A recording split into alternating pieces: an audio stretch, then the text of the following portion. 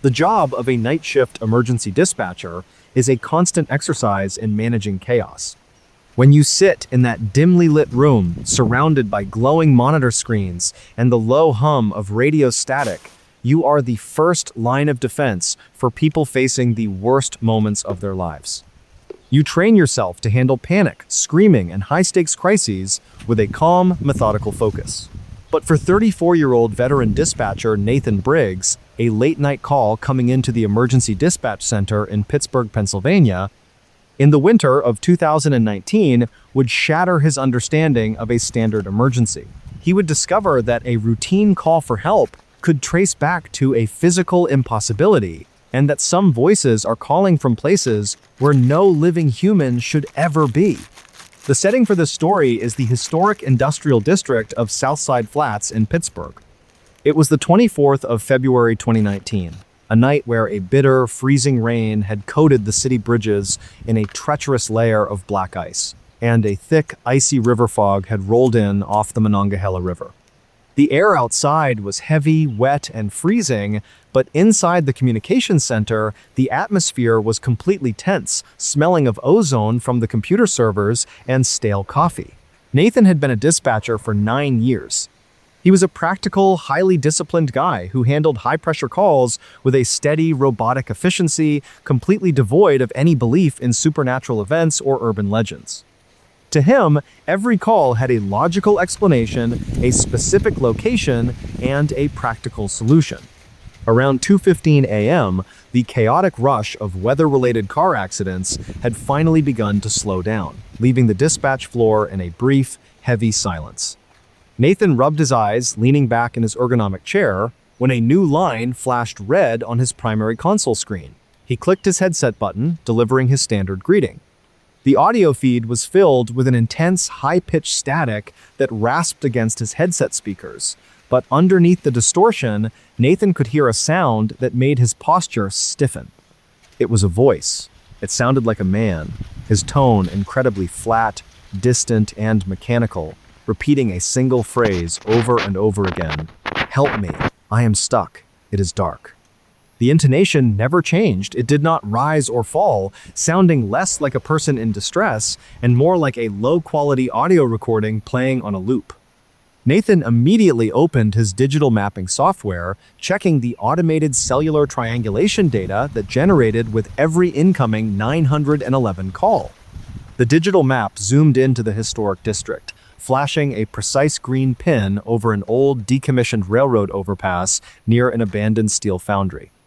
Nathan instructed the caller to give a specific landmark or explain how he became trapped. The caller did not answer the question directly. The voice simply repeated the exact same phrase, but this time the audio static on the line grew louder, and Nathan could hear a secondary sound backgrounding the voice. It was a sharp, dry, rapid clicking noise. It sounded exactly like bone chattering against bone at an impossible speed. Click, click, click, click. Nathan frowned, typing a rapid message to dispatch a local police unit to inspect the overpass coordinates. 2 on-duty patrol officers, located just 3 blocks away, responded to the call and arrived at the dark, fog-shrouded overpass within 4 minutes. Nathan kept the open line active, listening to the static while communicating with the officers over the primary radio channel. The officers parked their cruiser, pulled out their high-powered tactical flashlights, and began searching the perimeter of the massive concrete and brick support pillars that held up the rusted iron train tracks above. The officers radioed back, stating that the area was completely deserted. There were no vehicles, no footprints in the freezing mud, and no signs of anyone hiding in the brush. Nathan looked back at his mapping screen. The GPS triangulation data had just refreshed, increasing its accuracy to a radius of less than 3 feet. The green pin was flashing directly on top of the largest solid brick support pillar, a massive 20-foot-tall historical column built in the early 1900s, constructed out of solid, reinforced layers of paving brick and poured concrete. Nathan told the officers to check the brick pillar itself, explaining that the caller's phone signal was registering exactly inside the structure. The officers approached the massive brick column, their tactical flashlight beams illuminating the wet, dark red masonry. They stepped up to the smooth face of the wall, leaning their ears against the cold brickwork. The primary officer keyed his radio microphone, his voice trembling slightly. He told Nathan that he could hear the static from the open cell phone call. The sound wasn't coming from a hidden speaker, and it wasn't an echo from the ravine. The flat, mechanical voice and the dry, rapid clicking sound were vibrating directly out from the center of the solid brick wall. The officer on the scene frantically slammed his palm against the heavy masonry, his breath frosting in the freezing river fog as he shouted into the brickwork. From the center of the column, the mechanical loop answered back, vibrating through the solid structures of the bridge. "Help me! I am stuck! It is dark!" Nathan sat frozen at his dispatch console, his headset pressed tightly against his ears. On his screen, the phone line remained wide open, the digital timer ticking upward, a direct bridge to a physical impossibility. The backup officer pulled a heavy steel crowbar from the trunk of the cruiser, running back to the column. He drove the chiseled end of the iron tool directly into the mortar line between two dark red bricks, throwing his entire weight against the handle. The ancient mortar fractured, spitting white dust into the damp air as a single brick was pried loose and dropped onto the frozen mud. The moment the brick fell away, exposing the interior layer of solid concrete, the mechanical voice on Nathan's headset instantly cut off. The silence that followed on the radio channel was total, absolute, and suffocating. Then, through the small gap where the brick had been removed, came a new sound. It wasn't the flat voice. It was a sharp, rapid, dry clicking noise, exploding out of the breach with a deafening volume that picked up on the officer's body microphones. Click, click, click, click. The brickwork around the hole began to fracture violently from the inside out, spiderwebbing across the face of the 20-foot pillar as if an immense hydraulic pressure was building within the solid concrete center. The officers recoiled, dropped their tools, and drew their tactical sidearms, training their weapon lights onto the buckling column. A long, gray, emaciated arm shot out from the fracturing brickwork, its double-jointed wrist snapping with a dry, biological crack as it forced its way into the open air. The flesh was a dull, leathery color, glistening with a thick, clear fluid that began to drip onto the mud, smelling intensely of copper and ancient stone rot. The multi-jointed fingers, ending in long black claws, dug straight into the exterior bricks, tearing the heavy clay blocks apart like paper as the entity began to haul its 7-foot frame out of the solid column. The primary officer fired 3 successive rounds into the breach, the muzzle flashes illuminating the thick fog. The bullets struck the stone, but the entity simply unfolded its long limbs from the structural core of the bridge, its thin neck elongated and twisted at a horrific 90-degree angle. Its upside-down face was fully revealed in the glare of the flashlight beams, its unhinged jaw wide open, revealing jagged calcified ridges as it fixed its 2 massive glassy black orbs onto the retreating men. The officers didn't wait to see more. They sprinted back to their cruiser, threw the vehicle into reverse, and tore out of the ravine, their tires screaming against the frozen gravel as they broadcast an emergency officer needs assistance call over the primary channel. Nathan sat at his console, listening to the chaotic screams over the radio as the line finally went dead. At 4:30 a.m., a massive tactical response team consisting of state police units and federal structural engineers secured the perimeter of the Southside overpass, closing down all train traffic on the lines above. When the specialized team approached the brick pillar under the pale gray light of dawn, the entity was completely gone. The industrial ravine was dead silent, the heavy river fog clinging to the rusted iron girders. The massive brick column, however, showed the true extent of the violence. The exterior layer of masonry had been completely shredded from the center out, leaving a jagged 3-foot-wide chasm right through the core of the pillar. But what the federal forensics technicians discovered when they inserted an industrial fiber optic camera deep into the internal concrete core is what caused the entire railroad line to be permanently condemned under an immediate national security protocol. The pillar wasn't a solid block of concrete. The structural camera revealed that a highly complex, microscopic network of porous, Honeycomb-like passages ran through the entire foundational concrete of the city's overpasses channels that had been chemically dissolved over decades, worn smooth by a thick acidic fluid. The entity hadn't been trapped inside the brick wall, it had been traveling through the infrastructure of the city itself, utilizing the solid concrete pillars as a massive hidden highway system to move beneath the streets of Pittsburgh completely undetected. Furthermore, when the technicians retrieved the caller's phone, which was found resting deep inside the central core of the pillar, they realized the phone didn't belong to a missing person. The digital diagnostics showed that the device had been manufactured in 2018, but the internal hardware had been completely modified. Its circuit boards rewired and fused together with strings of dry, calcified organic tissue, allowing the entity to manipulate the cellular frequency using the rhythmic clicking of its own teeth. The Department of Transportation permanently demolished the historic railroad overpass 3 weeks after the incident. A specialized engineering crew used controlled explosives to collapse the entire brick and concrete foundation inward before pouring 80 tons of reinforced liquid industrial cement over the site, burying the entrance to the underground grid beneath a permanent barrier. Nathan Briggs never worked another closing shift at the emergency dispatch center. He resigned from his position, sold his home in Pennsylvania, and relocated to a small, single-story ranch house in the flat, sun-baked plains of eastern New Mexico, a place where the structures are built on simple concrete slabs with no pillars, no basements, and absolutely no old brickwork. He managed to build a quiet, daytime routine as a security monitor, but the psychological weight of that February night remains entirely unhealed. He refuses to go near old stone buildings, he cannot tolerate the sound of radio static, and he uses an electronic noise-canceling system in his bedroom just to sleep.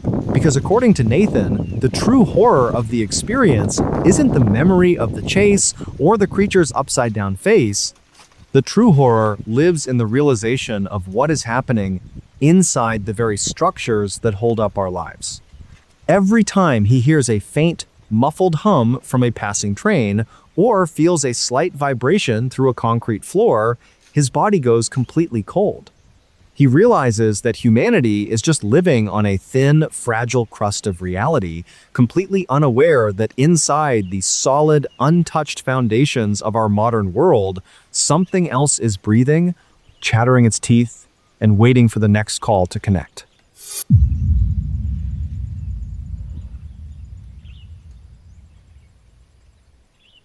The human body is an incredibly resilient machine, but it has some very hard, non-negotiable limits. If you subject it to extreme cold, you have a very predictable window of time before hypothermia sets in, your core temperature drops, and your vital organs simply decide to turn off. When you choose to go ice fishing in the dead of winter in the northern United States, you understand this risk. You dress in heavy layers, you bring a heated shanty, and you constantly monitor the thickness of the ice beneath your boots. But for 24-year-old landscape photographer Garrett Cole, a solo trip to a frozen lake in northern Minnesota in the winter of 2021 would throw him into a situation where the cold wasn't his only enemy. He would find out that the ice doesn't just keep the water down, sometimes it traps something else entirely. The setting for the story is Lake Vermilion, a massive, deep body of water located in a remote part of St. Louis County, Minnesota.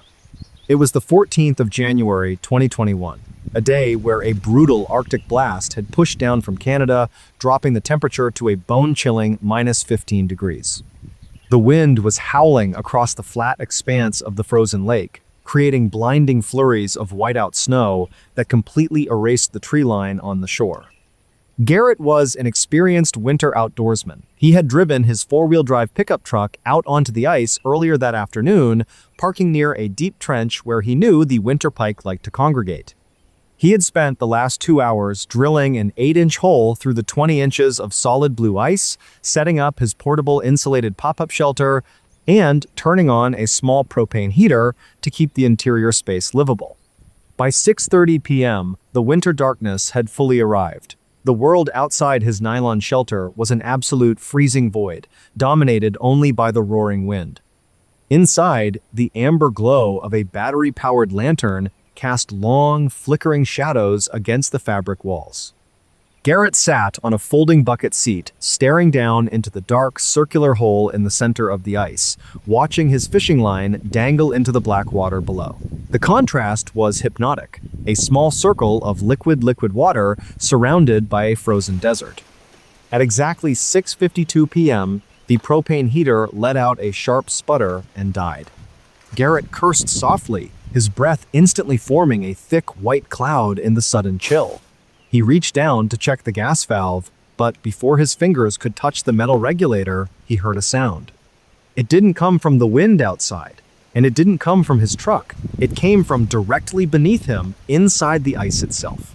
It was a heavy, dull thud. Thump. Elijah froze. In the winter, frozen lakes make a lot of noise. As the temperature drops, the ice expands and contracts, creating massive, booming cracks that sound like cannon fire echoing across the water. It is a completely normal, albeit unsettling, phenomenon. Garrett expected to hear the familiar, laser-like ricochet sound of a pressure crack traveling across the lake. But this wasn't a crack. 3 seconds later, the sound happened again, right at the edge of his ice hole. Thump, thump. It sounded exactly like something heavy and solid, striking the underside of the 20-inch ice shelf from the water below. Garrett stood up, pulling his heavy gloves on, and grabbed his powerful tactical flashlight. He approached the edge of the hole, bending over slightly, and shined the bright white beam straight down into the water. The light penetrated the first few feet, illuminating the suspended particles of organic matter floating in the current before fading into the deep, black abyss of the lake. The water was perfectly still. Garrett shook his head, thinking a massive lake sturgeon or an oversized northern pike had simply swum up to investigate his bait and bumped into the ice. He turned away to grab his spare propane tank from the corner of the tent. As his back was turned, a sudden violent spray of freezing water erupted from the hole, splashing against the back of his heavy canvas jacket. Garrett spun around, his heart instantly hammering against his ribs. The water inside the 8-inch hole was sloshing back and forth erratically, overflowing onto the slushy ice floor of the shelter. But there was no fish on his line. The line was completely slack. Then, Garrett noticed a change in the ice surrounding the hole. The blue, solid ice had a slight transparency to it when illuminated by his lantern, and right beneath the surface, about 3 inches down into the frozen shelf, was a dark shape. Garrett dropped to his knees, pressing the lens of his tactical flashlight flat against the ice to cut through the surface glare. The white light illuminated the interior of the frozen block. Moving slowly through the solid ice, just inches beneath Garrett's knees, was a hand. It wasn't a human hand. The fingers were immeasurably long, thin, and skeletal, with gray, leathery flesh that looked completely waterlogged. The nails were pointed and black, scraping against the frozen interior with a faint, muffled ticking sound that resonated through the floor. Tick, tick, tick. Garrett let out a breathless gasp, scrambling backward until his spine hit the vertical support poles of his shelter. His mind refused to accept what his eyes were seeing. The hand was inside the ice. Not in the water beneath it, but actually embedded within the frozen molecular structure, moving through the solid mass as if it were swimming through thick mud. The dark shape moved with a sickening fluid grace, traveling in a circle around the perimeter of the fishing hole. Garrett realized with absolute certainty that whatever this thing was, it was using its claws to score the underside of the ice, systematically weakening the shelf directly beneath his folding chair. Before he could even reach for the zipper of the tent door, the ice beneath his shelter let out a horrific, splintering scream. A massive starburst fracture ripped through the center of the floor. The 8-inch fishing hole instantly collapsed outward, expanding into a jagged 3-foot chasm of black water. The sudden shift in weight caused Garrett's folding bucket seat, his tackle box, and his lantern to slide into the hole, vanishing into the lake with a heavy splash. The shelter tilted violently to the left, the nylon fabric tearing away from the frozen anchors in the wind. Garrett lunged forward, his gloved hands clawing at the slippery edge of the intact ice shelf as his legs dangled into the freezing 40-degree water below. The cold hit his lower body like an electric shock, instantly paralyzing his thigh muscles and stealing the air from his lungs. He struggled to pull himself up, his heavy winter boots filling with water, dragging him down like anchors. As he kicked his legs frantically in the dark water, trying to find a purchase against the submerged wall of the ice shelf, something brushed against his right ankle. It was a firm, freezing grip. A set of long, skeletal fingers closed tightly around his boot, pulling downward with an immense, steady pressure. Garrett screamed into the empty tent, his fingers slipping against the wet, slushy surface of the lake ice as he was dragged an inch lower into the black water. He reached out with his right hand, his fingers scrambling in the dark until they closed around the handle of his metal ice chisel, a heavy, 3-foot steel bar with a razor-sharp edge used to clear ice from the hole. Garrett hoisted the heavy iron bar with his remaining strength and drove the sharp tip straight down into the water near his legs. The metal struck something solid. A muffled, high-pitched screech echoed through the water, vibrating right through the soles of his boots. The freezing grip on his ankle instantly released. Garrett didn't wait. He threw his upper body onto the solid ice shelf, crawling on his belly like a seal, hauling his waterlogged legs out of the chasm just as the entire pop-up shelter collapsed into the hole behind him. He lay on the open ice, fully exposed to the -15-degree wind, his clothes instantly freezing into a stiff, solid armor of ice. He was completely blind in the dark, his lantern gone, the whiteout snow stinging his eyes. About 50 feet away, the headlights of his pickup truck were still cutting through the blizzard, representing his only chance at survival. Garrett attempted to stand, but his legs were completely numb from the thermal shock. He began to drag his body across the frozen expanse, using his elbows to pull himself through the snowdrifts toward the truck.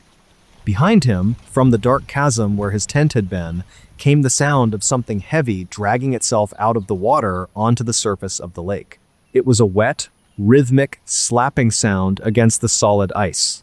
Slap, drag, slap, drag.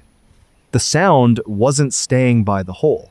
It was moving through the blizzard, tracking the line of Garrett's scent in the snow, accelerating with every passing second. The wet, rhythmic, slapping sound against the solid ice was closing the distance fast.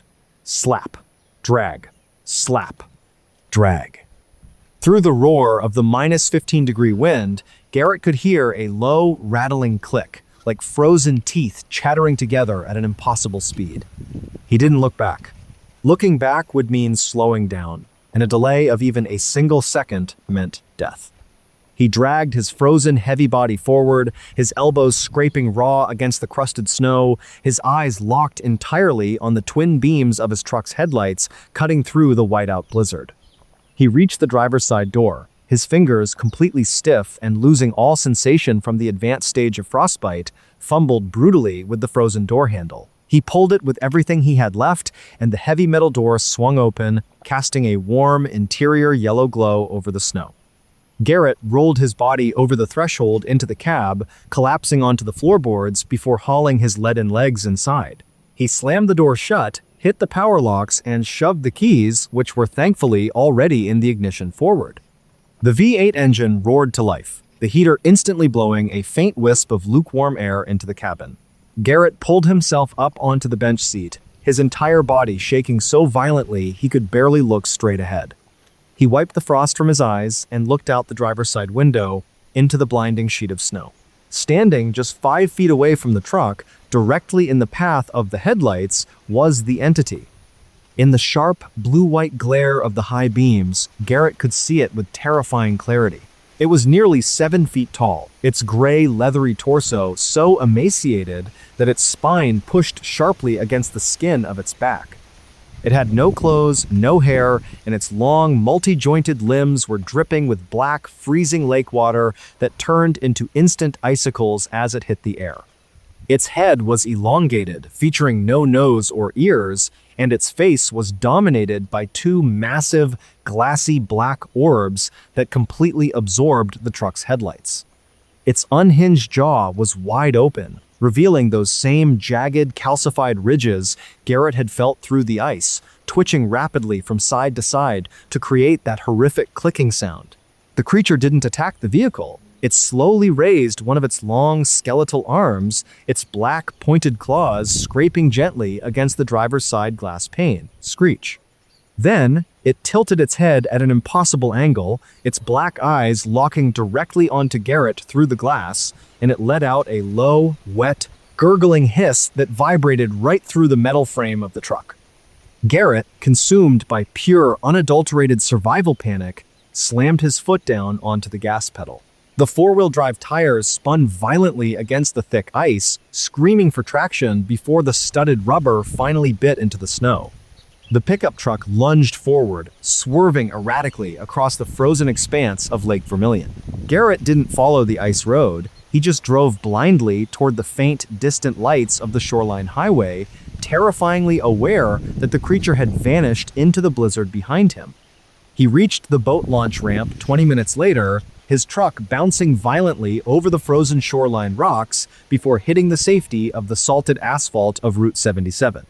He drove straight to the nearest emergency room in Virginia, Minnesota, where he was immediately admitted for severe hypothermia and advanced stage 2 frostbite on his feet and fingers.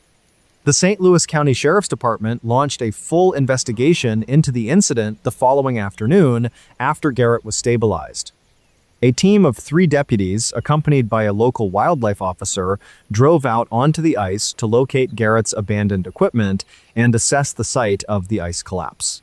When they located the coordinates of the starburst fracture, they found the portable shelter completely submerged inside the 3-foot chasm of black water, frozen solid into the ice shelf as the temperature had dropped overnight.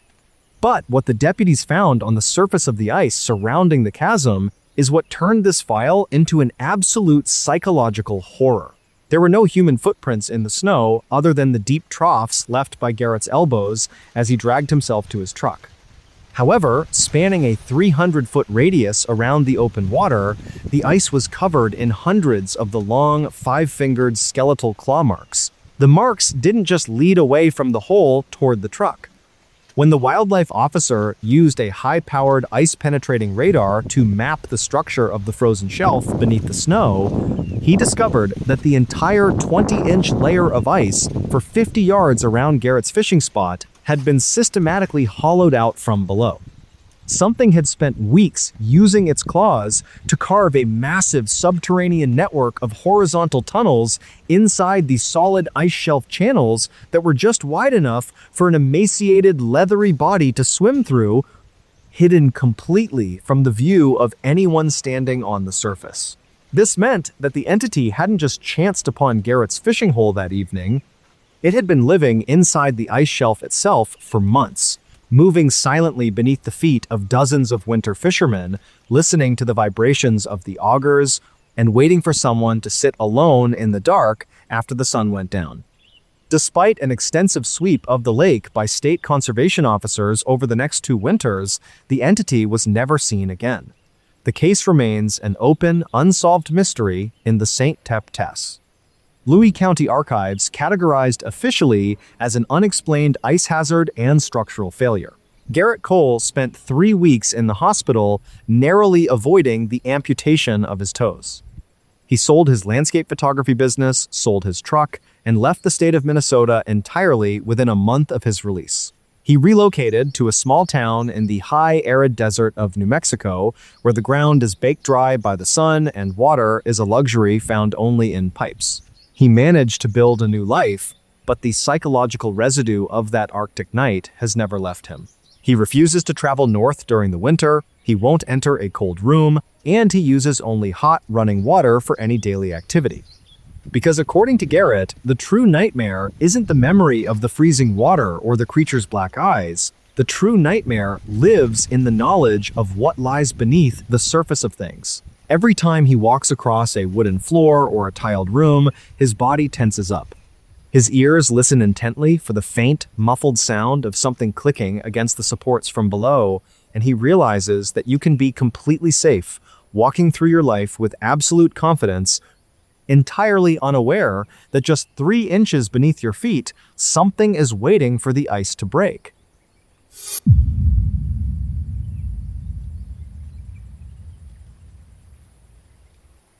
The appeal of exploring old, abandoned civil defense systems is that they offer a tangible glimpse into a time when the entire nation was gripped by a deep collective paranoia. During the height of the Cold War, the government constructed thousands of massive, reinforced underground bunkers and drainage networks beneath major American cities, meant to keep humanity safe from an absolute catastrophe. Decades later, these spaces sit completely forgotten, hidden just beneath the pavement of our modern streets. But for 27-year-old urban explorer and civil engineer Julian Vance, a late-night descent into a historic storm vault beneath downtown Cincinnati, Ohio, in the spring of 2017 would turn into a masterclass in psychological survival. He would discover that the most terrifying part of entering a subterranean labyrinth isn't losing your way in the dark, it is realizing that you should never look up at the ceiling. The setting for this story is the underground drainage network beneath the Over-the-Rhine district in Cincinnati. It was the 14th of April, 2017, a night where a heavy Midwestern thunderstorm had just passed, leaving the city air thick, humid, and smelling of wet asphalt.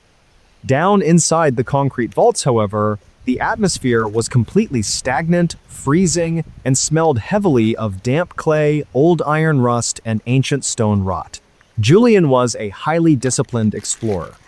He didn't take reckless risks. He always carried a dual-battery tactical headlamp, a backup high-powered flashlight, and he left his exact entry coordinates with a close friend on the surface. He viewed these forgotten structures through a lens of architecture and history, completely empty of any superstitions or ghost stories.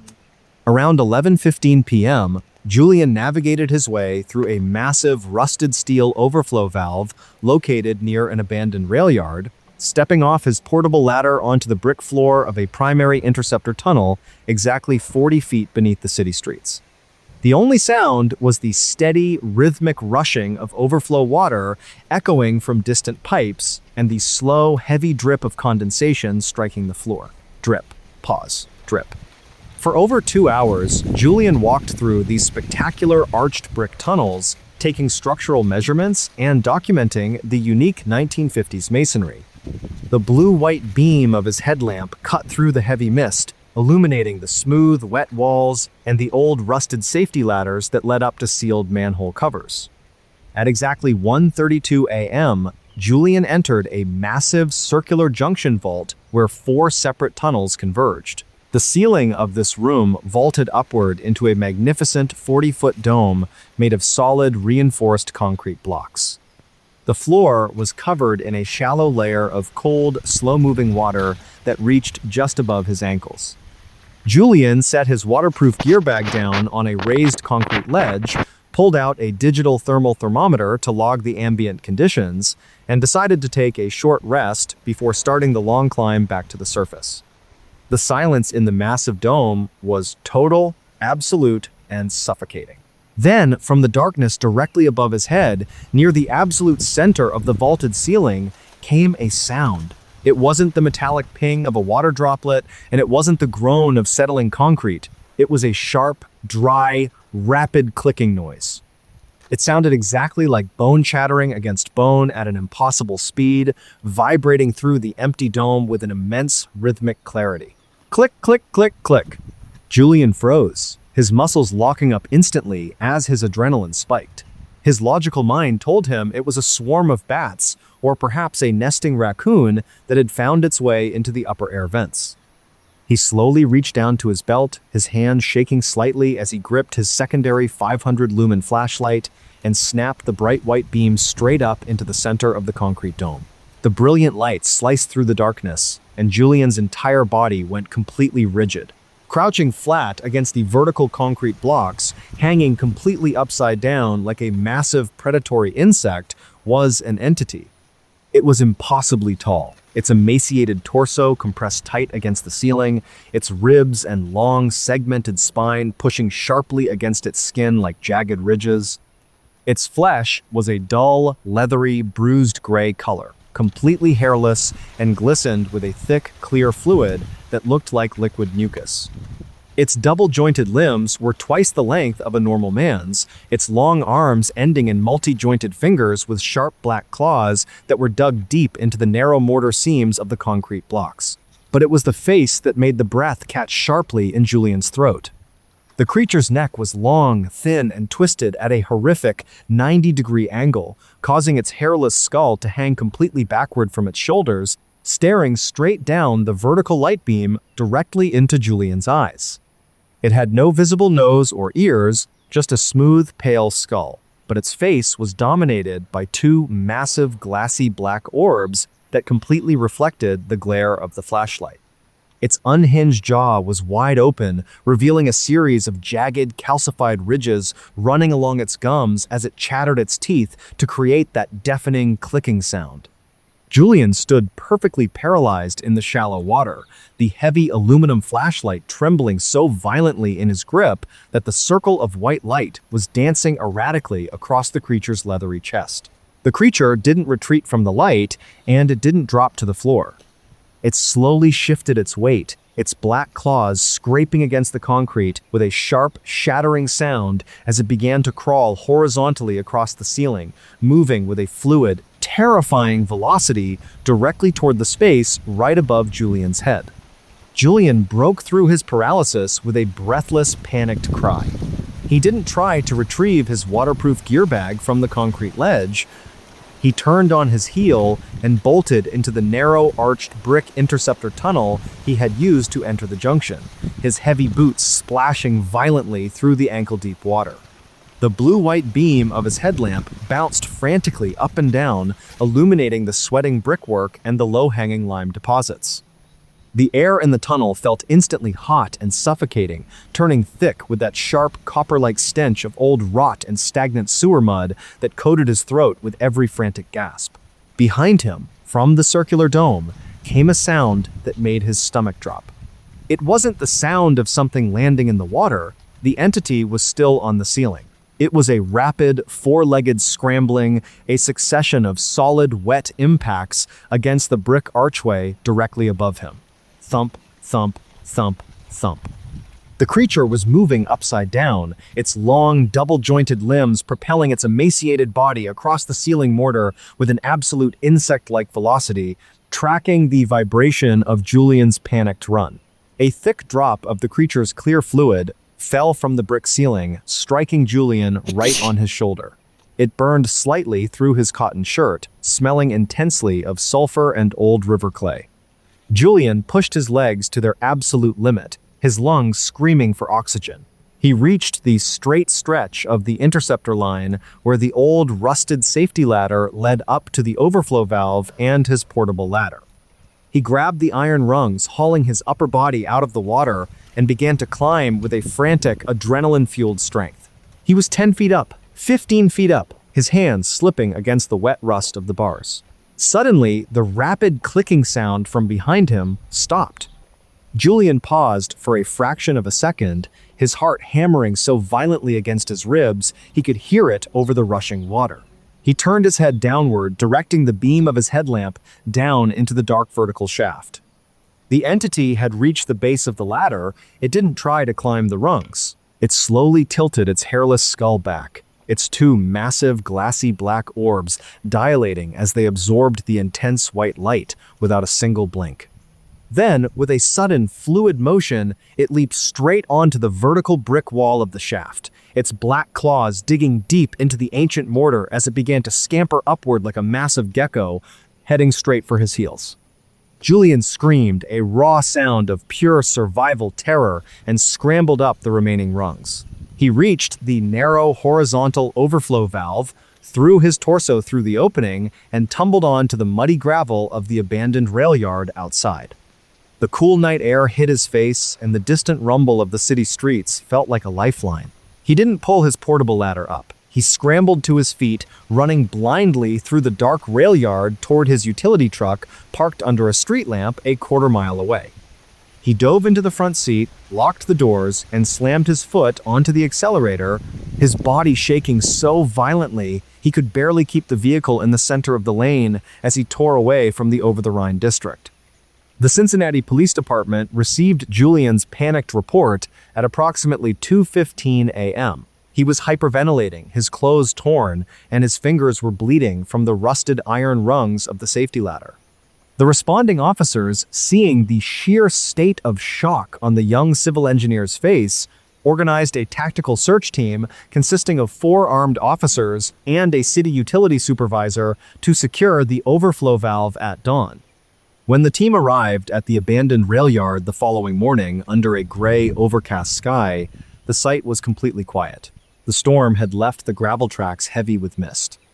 2 officers, armed with tactical shotguns and high-powered searchlights, lowered themselves into the overflow valve to inspect the interceptor tunnel and retrieve Julian's gear bag. When they reached the circular junction vault, they found Julian's waterproof bag sitting on the concrete ledge. The heavy nylon straps had been cleanly sliced through, and his digital thermal thermometer had been completely crushed into the brick floor, its internal circuitry pulverized into fine dust.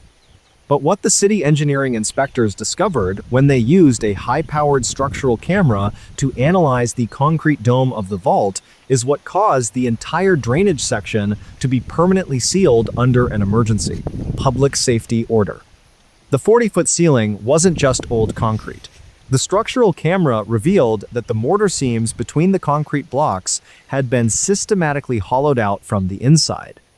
Something had spent years using its claws to carve a massive horizontal network of narrow crawlways inside the secondary ceiling insulation channels that were just wide enough for an emaciated, leathery body to slide through, completely hidden from the view of anyone standing on the floor below.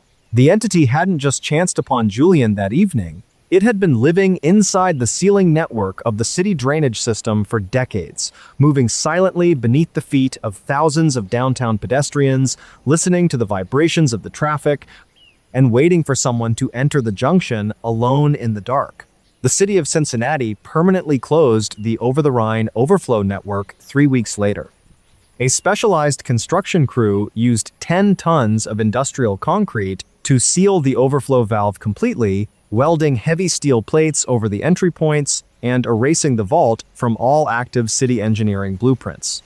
Julian Vance never went urban exploring again. He resigned from his civil engineering firm, sold his property in Ohio, and moved to a small, single-story home in the flat, sun-baked plains of eastern New Mexico, a place where the terrain is completely level, the houses are built on solid concrete slabs with no basements, and the sky is a massive, unbroken expanse. He managed to build a quiet, routine life as a land surveyor, but the psychological scars of that April night remain entirely unhealed. He refuses to enter any building with high, vaulted ceilings, he cannot tolerate dark rooms, and he keeps a high-powered lantern burning in his hallway every single night. Because, according to Julian, the true horror of the experience isn't the memory of the chase or the creature's upside-down face. The true horror lives in the knowledge of what is hovering right above us. Every time he walks through a modern hallway or feels a cold draft drop down from a ceiling vent, his entire body goes completely rigid. He realizes that humanity is just walking through life with absolute confidence, entirely unaware that just a few feet above their heads, inside the hidden structures of the world, something impossible is sitting in the dark, chattering its teeth, and waiting for you to look up.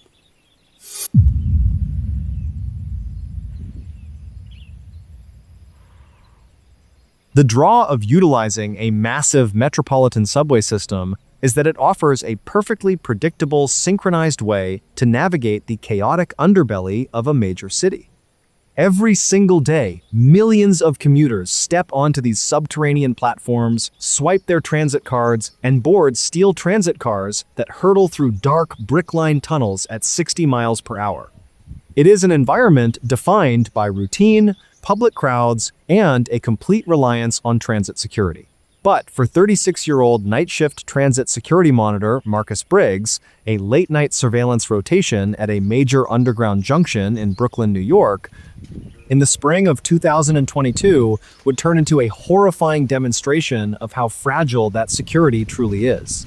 He would discover that a closed-circuit television monitor can capture an event that completely defies the laws of physical reality and that some passengers who board the train at midnight have absolutely no intention of ever stepping off. The setting for this story is the Hoyt-Schermerhorn subway station, a deep, multi-level transit knot located beneath downtown Brooklyn. It was the 24th of April, 2022, a night where a bitter, unseasonable spring downpour had flooded the street gutters above, forcing a thick, heavy humidity down into the lower concrete platforms. The air inside the underground station was stagnant, chilly, and smelled intensely of hot steel brakes, damp concrete, and the faint, chemical scent of old garbage rot. Marcus was a highly disciplined, 9-year veteran of the Transit Authority's security division. He sat in a dimly lit, locked surveillance booth on the upper mezzanine level, surrounded by a massive wall of glowing monitors displaying live feeds from 40 different platforms and tunnel junctions. He was a practical, data-driven man who viewed the subway system as a giant mechanical grid completely devoid of any belief in urban legends, ghost trains, or underground superstitions. Around 1:15 a.m., the heavy rush of late-night commuters had completely dwindled away, leaving the deep lower platforms in an eerie, absolute silence. Marcus leaned forward in his mesh chair, sipping a cup of black coffee, his eyes tracking the live feed of Platform 4, which serviced the late-night local trains heading toward the outer boroughs. At exactly 1:32 a.m., a vintage, faded silver transit car pulled into the empty station, its heavy brakes letting out a long metallic shriek that echoed through the tiled tunnels. The pneumatic doors slid open with a loud mechanical hiss, revealing a completely dark, unlit passenger compartment. Sitting perfectly still on the center orange bench of the dark car was a lone passenger. He looked like a 30-year-old man wearing a heavy, dark canvas jacket, his head bowed down toward his chest. Marcus tapped his keyboard, zooming the high-definition security camera closer to the train window to see if the passenger was experiencing a medical emergency. As the digital lens adjusted its focus, the smile completely vanished from Marcus's face. The image on his monitor was perfectly sharp, but the anatomy of the passenger was completely wrong. The man's canvas jacket was loose, but underneath the fabric, his torso was so incredibly emaciated that his ribs and an elongated, segmented spine pushed sharply against his clothing like jagged ridges. His skin, visible around his collar, was a dull, leathery, bruised gray color, completely hairless and glistened with a thick, clear fluid that looked like liquid mucus.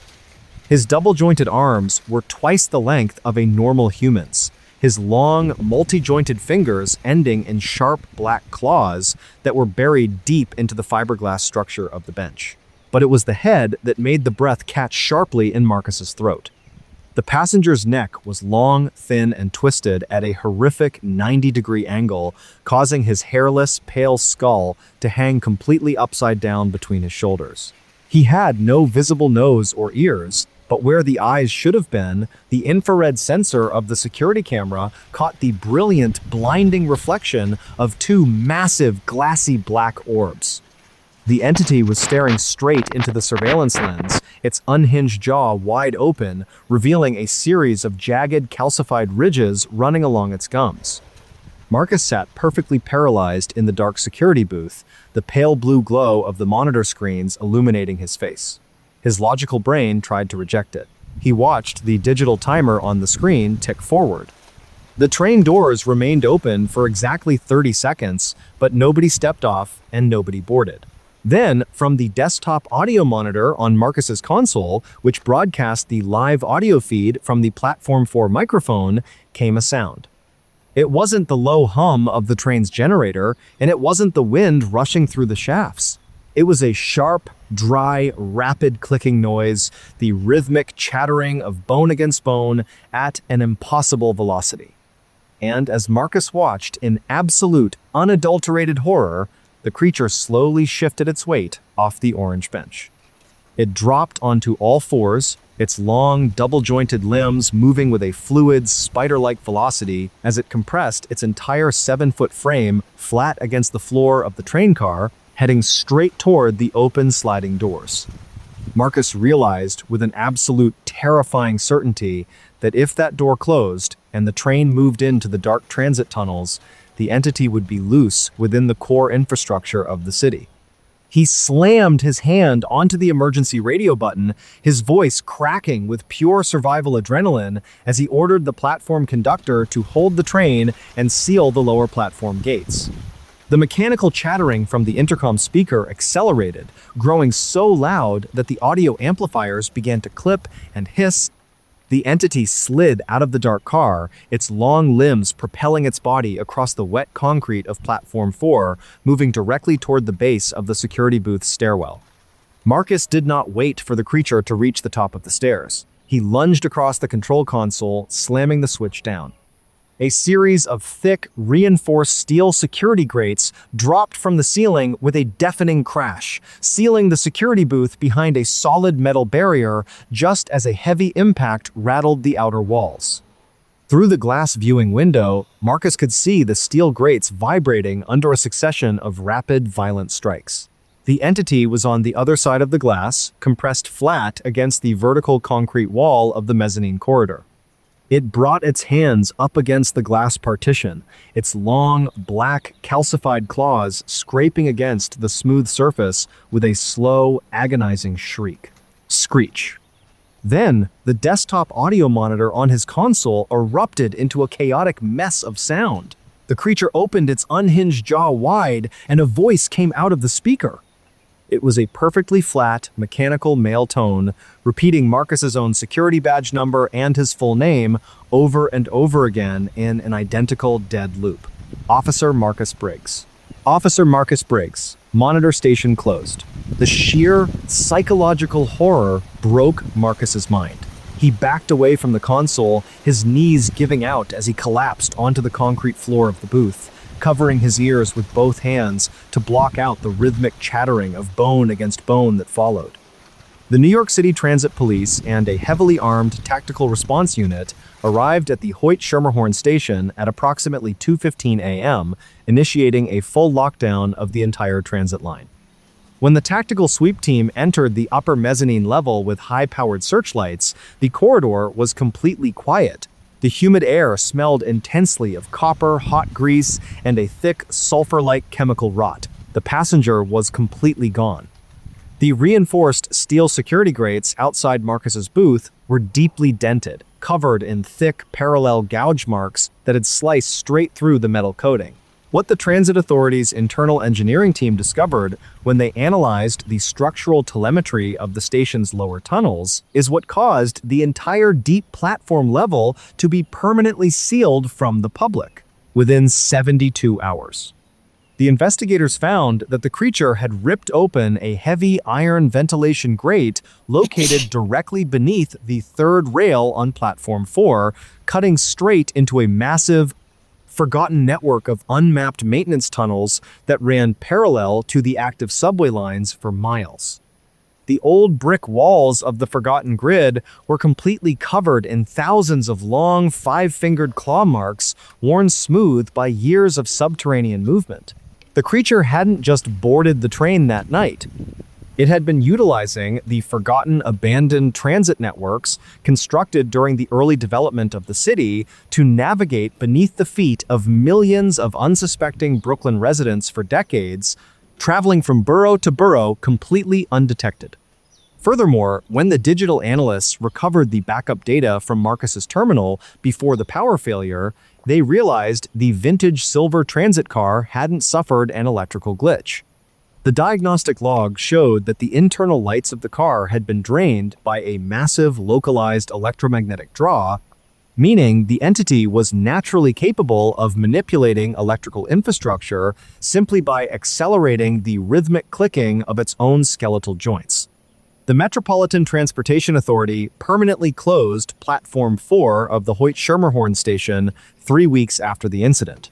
A specialized construction crew used 500 tons of industrial concrete to wall off the lower tunnels completely, pouring liquid cement into the ventilation shafts and erasing the platform from all future transit maps and public directories.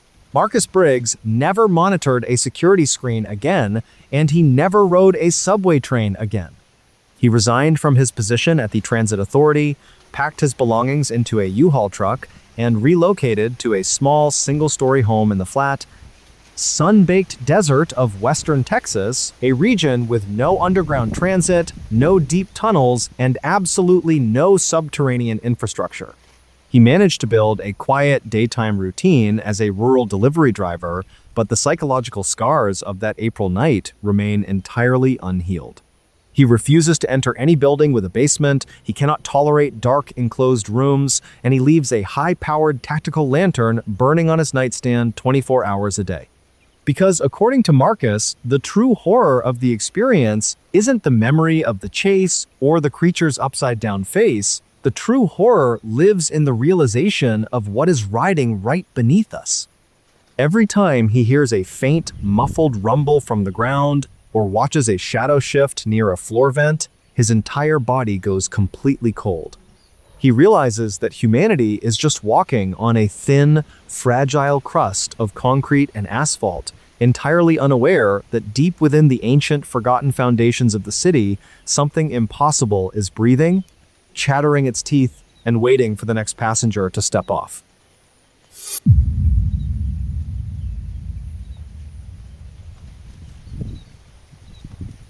The draw of exploring the vast, untouched wilderness of the American West is that it promises a complete escape from the constant digital noise of modern society.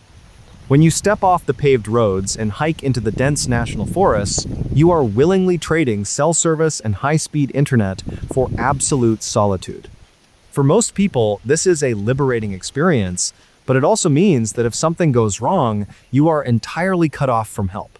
For 29-year-old freelance software developer and avid hiker Elijah Vance, a solo backpacking trip through the rugged mountains of northern Idaho in the autumn of 2018 would turn into a bizarre, bone-chilling mystery.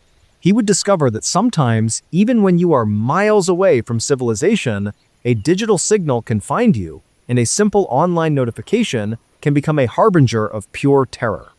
The setting for the story is the Clearwater National Forest, a massive, isolated wilderness characterized by steep, timber-covered ridges, deep granite gorges, and hundreds of miles of densely overgrown trails. It was the 14th of October 2018, a day where a sudden mountain cold front had pushed down from Canada, dropping the temperature into the low 30s and leaving a thin, ghostly mist hovering just above the forest floor. The air was incredibly crisp, smelling of damp pine needles, freezing riverstone, and the faint, cold scent of oncoming mountain snow. Elijah was an experienced outdoorsman who routinely took one-week solo trips to clear his mind from his intense coding schedule.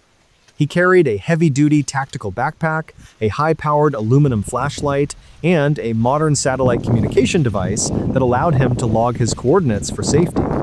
He was a deeply logical, numbers-driven guy who viewed the world through a lens of strict technology and facts, completely devoid of any belief in ghost stories or internet lore. Around 3:45 p.m., Elijah was navigating an unmapped rocky ridge about 8 miles deep into an isolated valley known as the Dead Man Creek Basin. The sun was dipping behind the jagged peaks, plunging the valley floor into a heavy, dark purple twilight that felt intensely quiet and oppressive.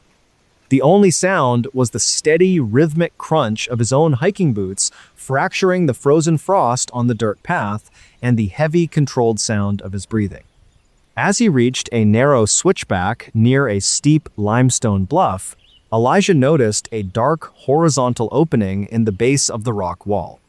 The fissure was partially obscured by overgrown ferns and dry winter brush. A steady, freezing draft of air was blowing out from the gap, indicating a massive, hidden subterranean cave system extended deep into the mountain.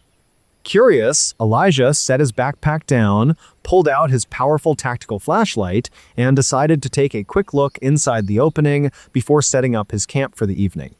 He squeezed his body through the narrow gap, his jacket tearing slightly against the sharp stone, until the ceiling suddenly vaulted upward into a wide, pitch-black gallery exactly 30 feet below the surface. The temperature inside the chamber dropped instantly, turning bone-chillingly cold. The atmosphere was completely stagnant, heavy, and smelled sharply of copper, oxidized iron, and ancient rotting clay. For nearly 20 minutes, Elijah walked through the pristine stone passage, using his bright white flashlight beam to guide his steps over the smooth river pebbles on the floor.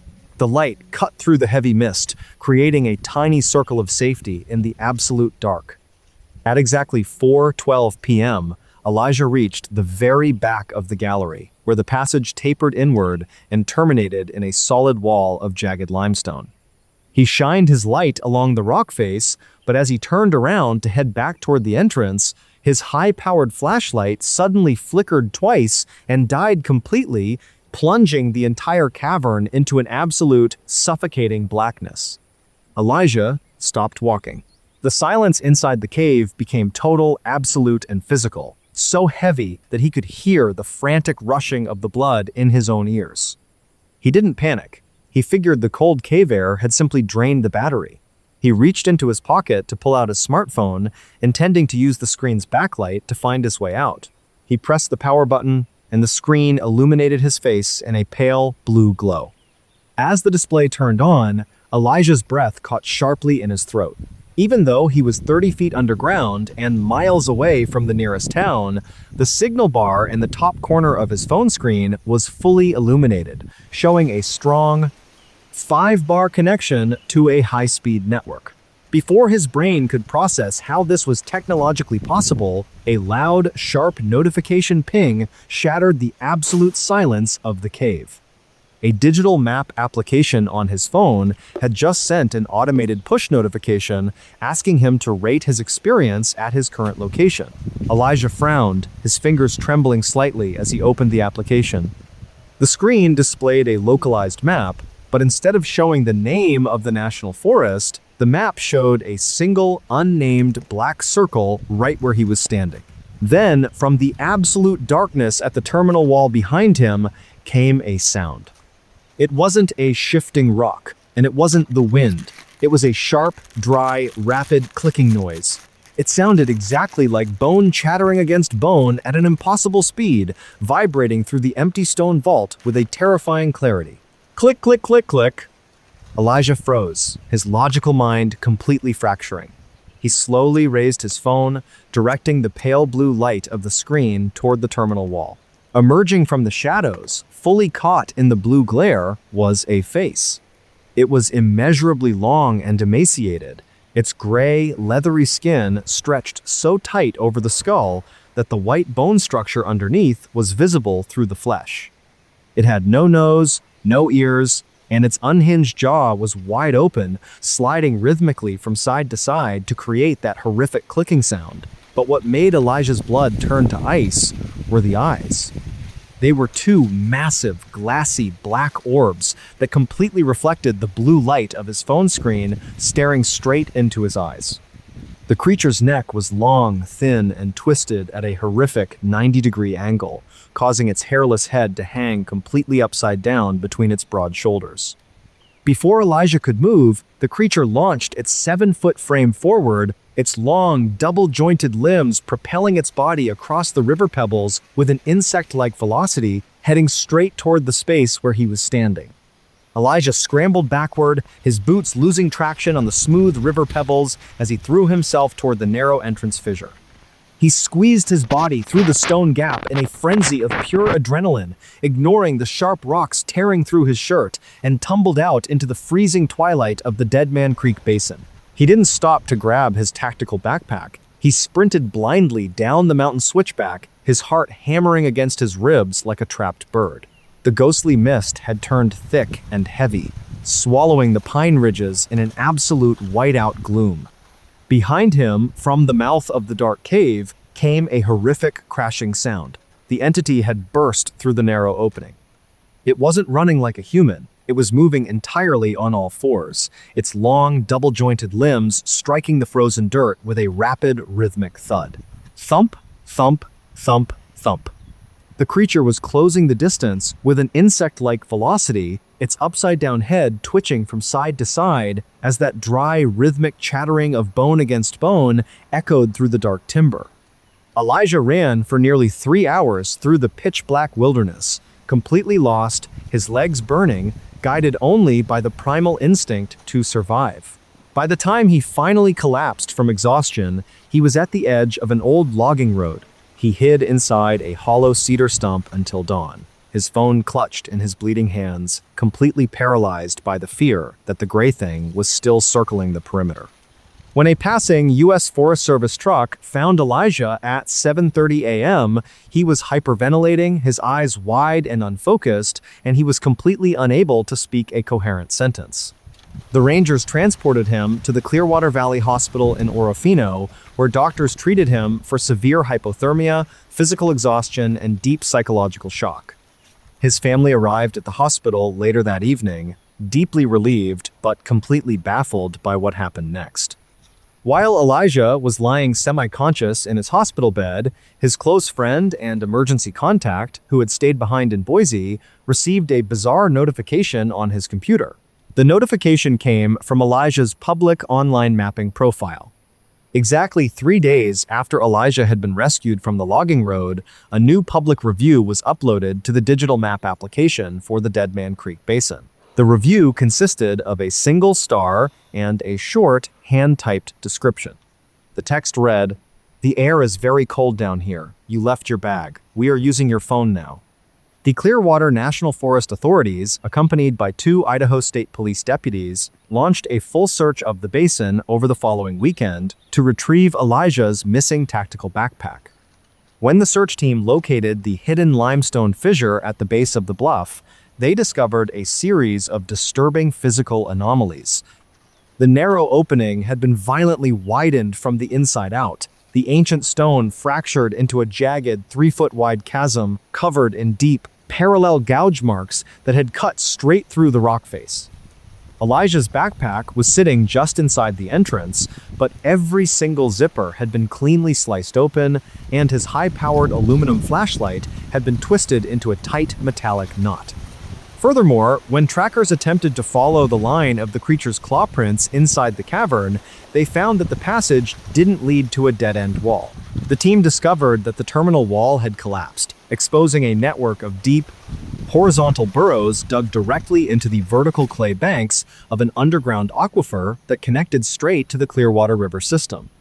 These tunnels measured barely 2 feet in diameter, meaning the entity had been navigating the entire park system completely unseen using these subterranean waterways.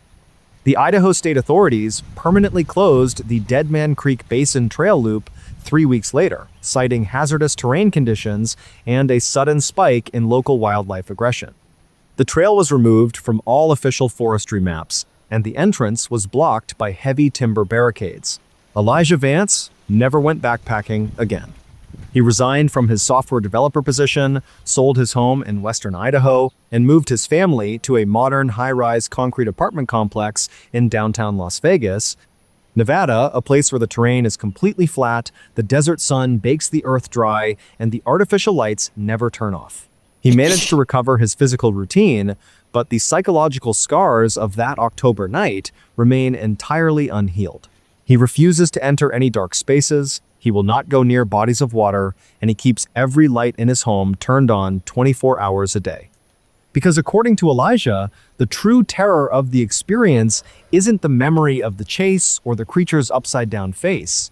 The true terror lives in the realization of how deceptive the world truly is. Every time he looks out a window at night or watches a shadow shift in a corner, his body goes cold.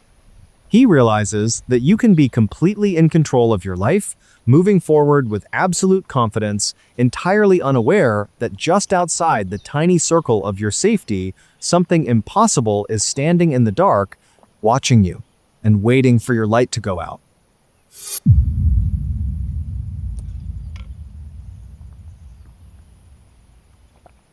The appeal of amateur spelunking, or cave exploring, is that it allows regular people to become true pioneers. In a world where almost every square inch of the surface has been mapped by satellites, the deep underground remains one of the last places on Earth where you can step into a room where no human eye has ever looked before.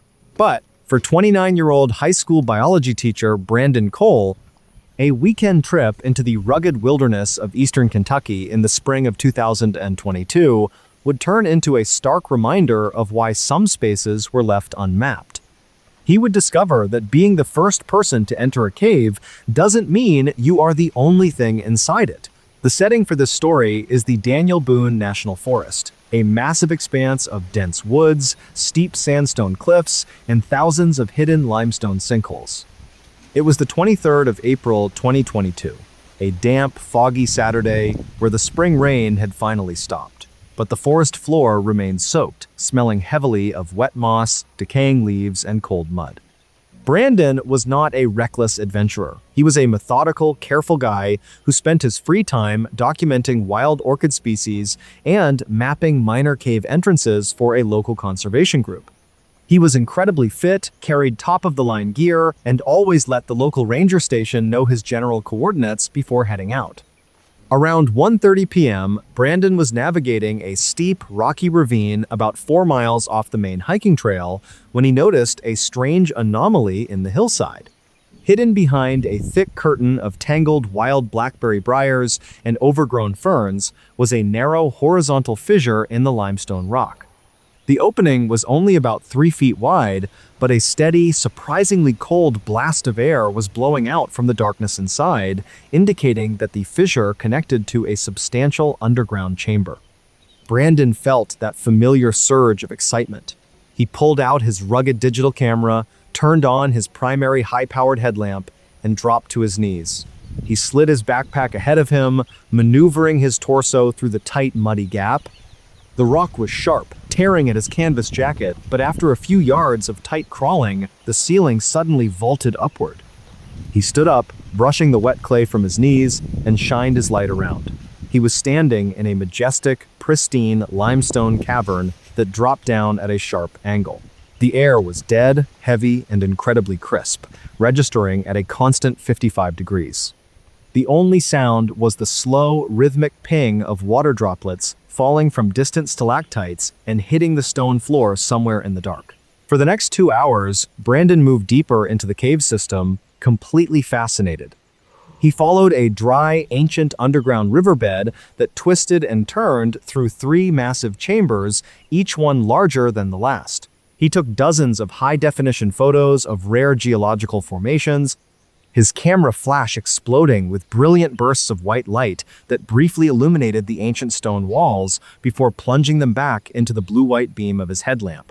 At exactly 3:42 p.m., Brandon reached what appeared to be the absolute end of the cave system. He entered a long, narrow gallery that resembled a subway tunnel. The floor was covered in smooth, dark river pebbles, and the walls tapered inward until they terminated in a solid, vertical wall of jagged limestone. Brandon walked to the very back of the gallery, stopping about 10 feet away from the terminal wall. He set his backpack down on the pebbles, pulled out a fresh bottle of water, and decided to take one final panoramic photograph of the room before starting the long trek back to the surface.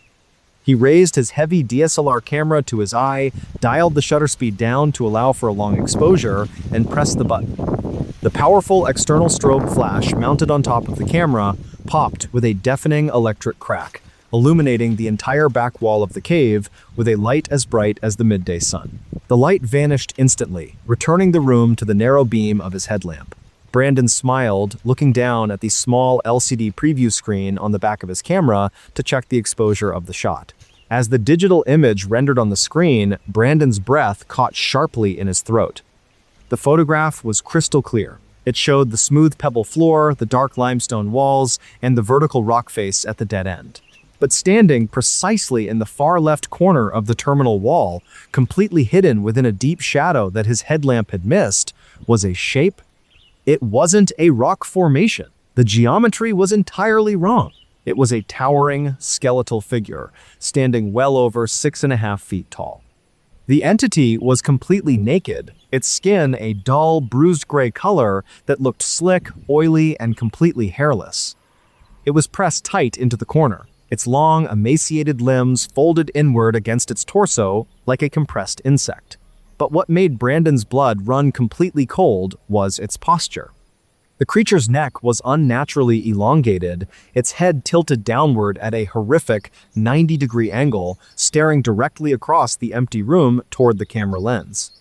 It had no visible nose or ears, just a smooth, pale skull. But where the eyes should have been, the camera flash had caught the distinct white reflection of two massive glassy orbs. Brandon stood perfectly paralyzed in the silent gallery, the small screen of the camera illuminating his face in a pale blue glow. His logical mind tried to reject it. He told himself it was an optical illusion, a strange combination of iron deposits and shadows on the limestone wall. He slowly raised his head, his hands shaking violently as he directed the bright blue-white beam of his headlamp toward the far left corner of the back wall. The corner was empty. There was nothing but jagged gray stone and a small pool of shadow. Brandon let out a ragged, trembling breath, trying to calm his racing heart. He reached down to pick up his water bottle, his eyes still fixed on the empty corner. Then, the dead silence of the subterranean gallery was broken by a sound. It didn't come from the ceiling, and it didn't come from the tunnel behind him. It came from directly inside the solid limestone wall in the back of the cave. It was a low, dry, rhythmic scraping sound, like heavy bone dragging slowly across rough concrete. Scrape, pause, scrape, pause. And as Brandon watched in absolute, unadulterated horror, a narrow vertical crack in the stone wall, a fissure that was barely 4 inches wide, began to flex. The solid limestone groaned under an immense, impossible pressure, and a long, pale, multi-jointed finger, ending in a sharp black claw, slowly pushed out from the darkness inside the mountain. The single, pale finger hooked around the edge of the narrow rock crack, its black claw digging into the soft limestone with enough force to send a small shower of white stone dust clattering down onto the river pebbles below. Brandon could not look away. The sheer, overwhelming terror felt like a physical weight crushing his chest, freezing the air inside his lungs. He stood completely still, his headlamp trembling so badly that the beam of light danced erratically across the back wall of the cave, while his brain desperately tried to process the physical impossibility of what he was witnessing. A 4-inch crack in solid stone cannot accommodate a living creature.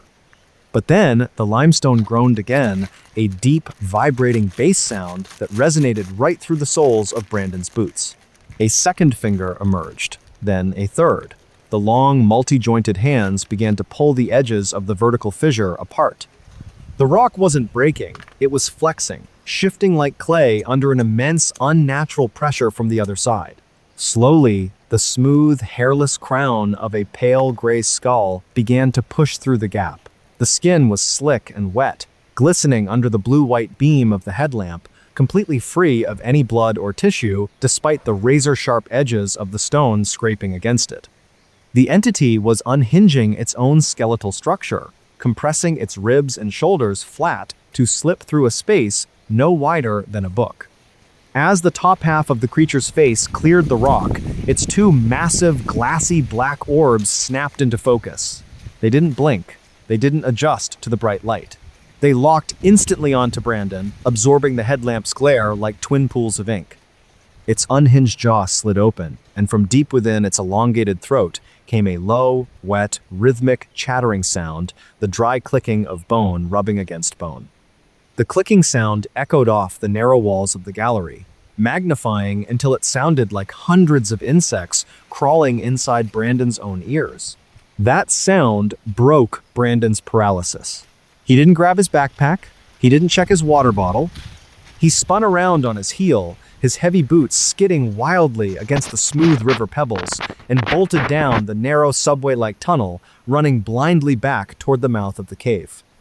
The gallery was pitch black behind him, illuminated only by the frantic, bouncing beam of his headlamp as he ran. He sprinted through the first massive chamber, his breath coming in ragged, shallow gasps.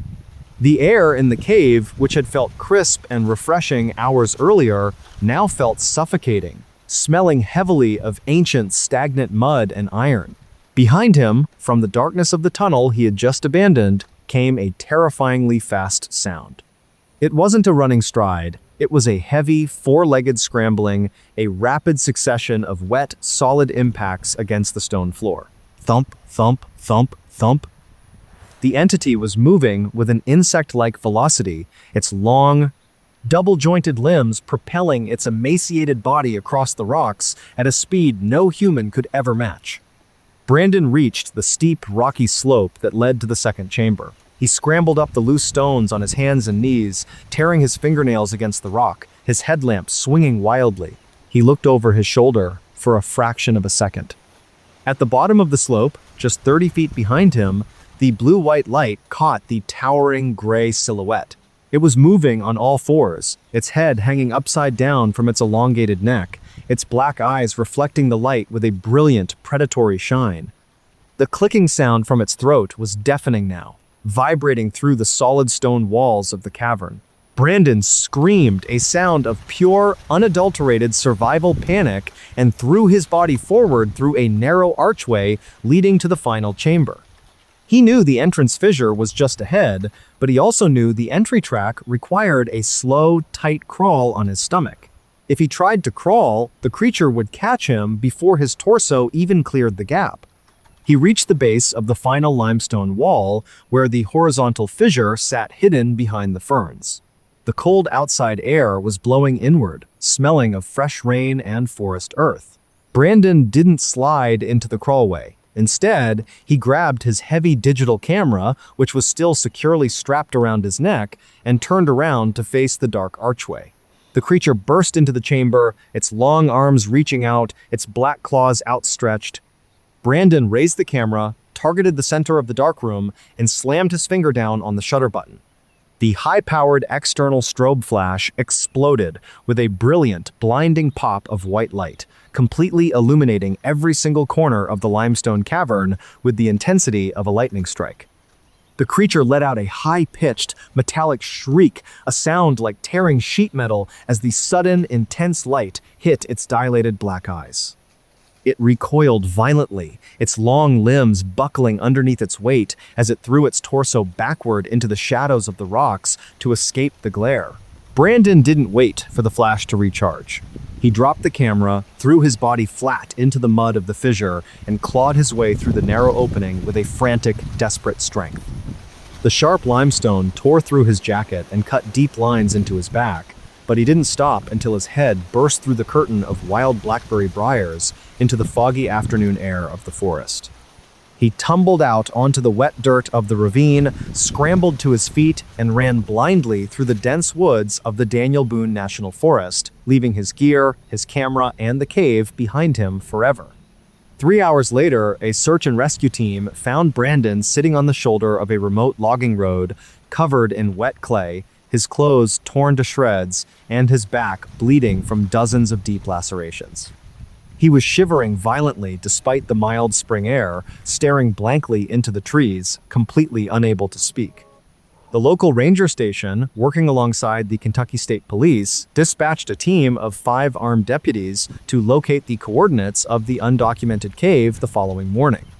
Because Brandon had left his GPS tracker inside his backpack at the terminal wall, the team was able to navigate straight to the hidden fissure in the ravine.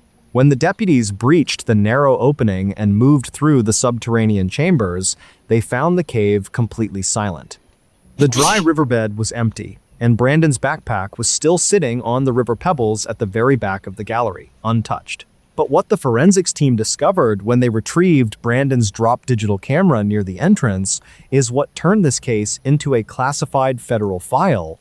The camera's internal memory card was completely intact. When the technicians developed the final image, the one Brandon had taken right before escaping into the crawlway, the photograph showed the entire final chamber lit up by the strobe flash. The gray, emaciated creature was caught perfectly in the center of the frame, its torso twisting backward, its long fingers shielding its hairless skull from the light. But the photograph also revealed something the headlamp had completely missed. The creature hadn't emerged from the rock alone. In the brilliant white light of the flash, the walls of the final chamber were shown to be covered in dozens of small vertical fissures. And from inside every single one of those dark cracks, a pair of long, pale fingers was slowly reaching out into the room, meaning the mountain wasn't just holding one entity, the entire cave system was a living hive. The Daniel Boone National Forest authorities permanently sealed the entrance to the fissure 3 days later, pouring tons of solid industrial concrete into the ravine to block the gap completely. The cave was erased from all local conservation maps, and the file was handed over to a federal agency, remaining closed to the public to this day. Brandon Cole never returned to teaching biology, and he never entered the state of Kentucky again. He relocated to a high-rise apartment building in downtown Manhattan, choosing a space on the 40th floor where the ground is a distant memory and everything is constructed of steel, glass, and solid concrete. He managed to rebuild a quiet routine, but the psychological scars of that spring afternoon have never left him. He refuses to visit parks, he cannot sleep in a dark room, and he uses a high-powered flashlight for any nightly activity. Because according to Brandon, the true nightmare isn't the memory of the chase or the creature's shriek. The true nightmare lives in the knowledge of how close the dark truly is. Every time he walks past a brick wall or a cracked pavement, his eyes involuntarily lock onto the gaps. He realizes that you can be completely safe walking through a modern city with absolute confidence, entirely unaware that just inside the solid structures of the world, something is sitting in the narrow spaces, chattering its teeth, and waiting for someone to find the crack in the stone.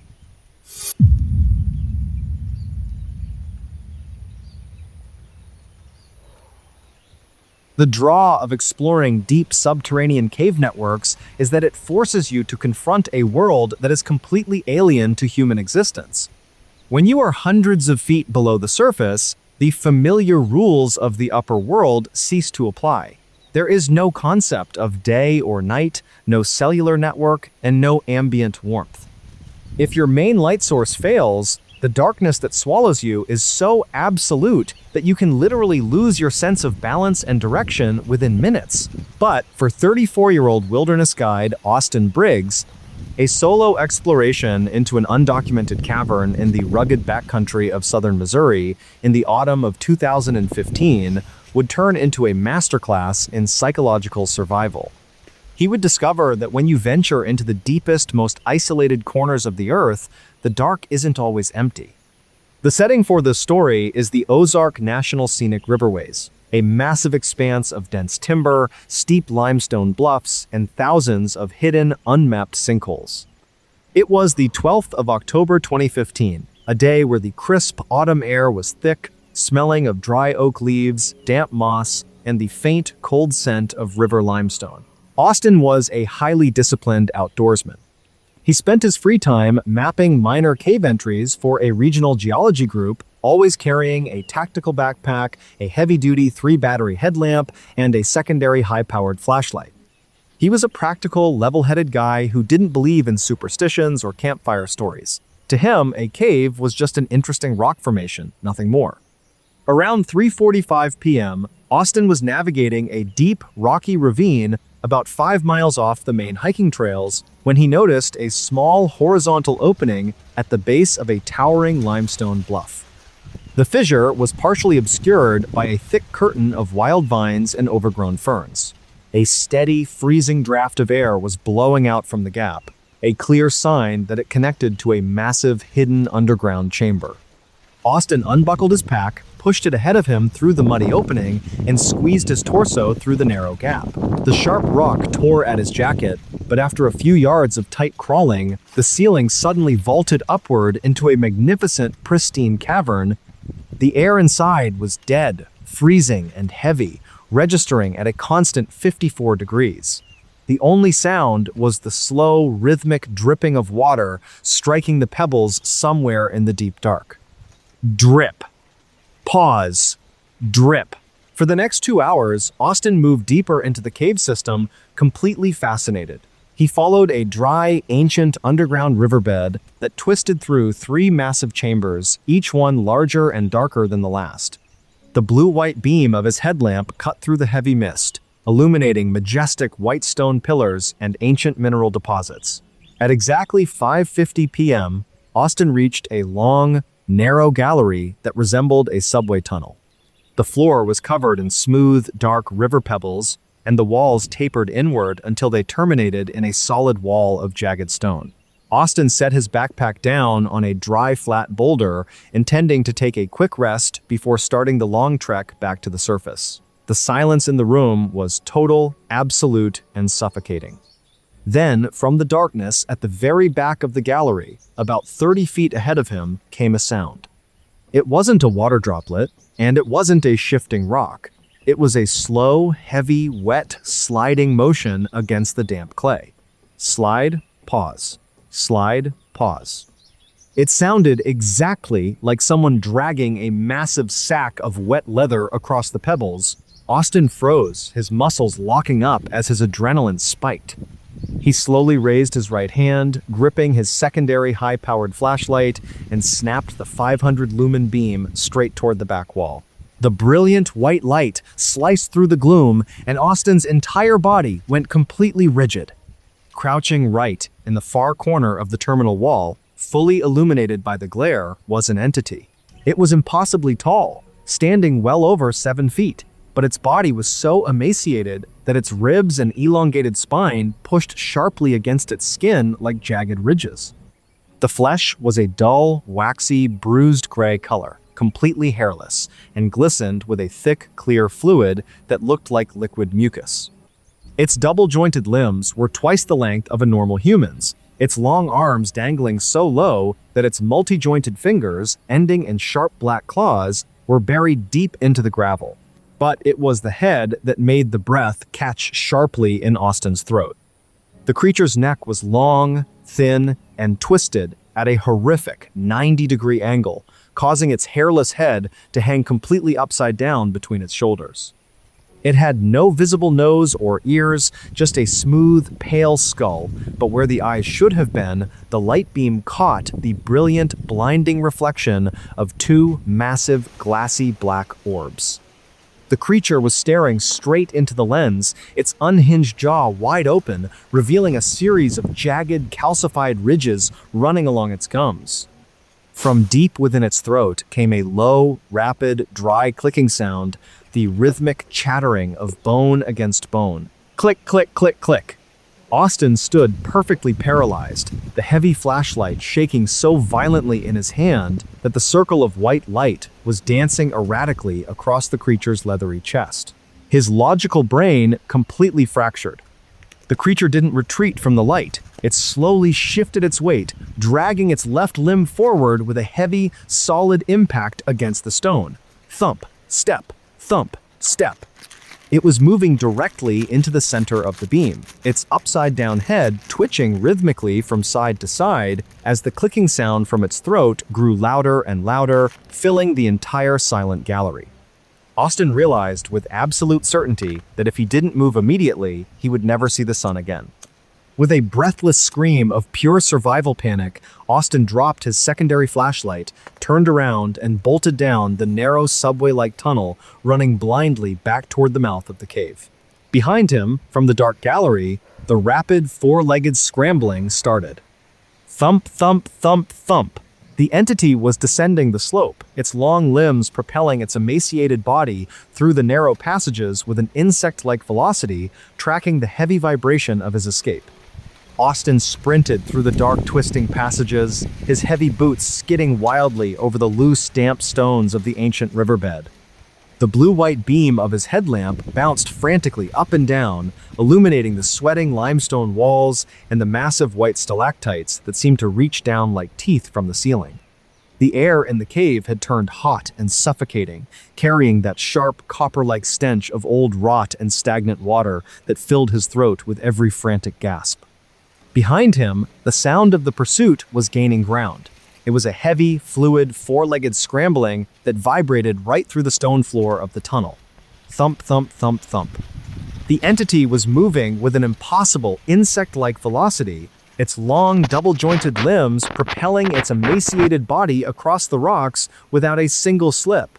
Austin reached the second massive chamber, a vaulted room where the trail split into two different tunnels. In his panic, he couldn't remember which path led back to the entrance. He paused for a fraction of a second, his headlamp sweeping across the dark openings.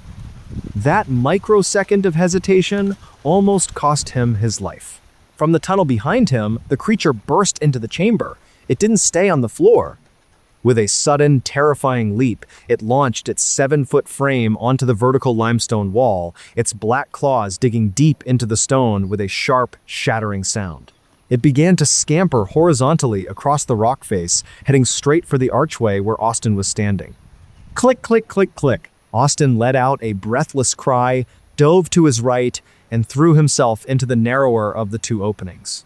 He scrambled forward on his hands and knees as the ceiling dropped down to a height of just 4 feet, forcing him into a tight, claustrophobic trench. He could hear the creature arrive at the entrance of the trench behind him. Because of its massive 7-foot height, it couldn't immediately sprint into the narrow gap. It let out a high-pitched metallic shriek, a sound like iron tearing apart that echoed off the stone walls so loudly it shattered the lens of Austin's headlamp. The light died instantly. The world vanished into absolute pitch-black darkness. Austin froze, his chest pressed flat against the cold, damp mud of the trench floor. The silence that followed was total, suffocating, and heavy. He covered his mouth with both hands, trying to muffle the frantic, violent sound of his own breathing.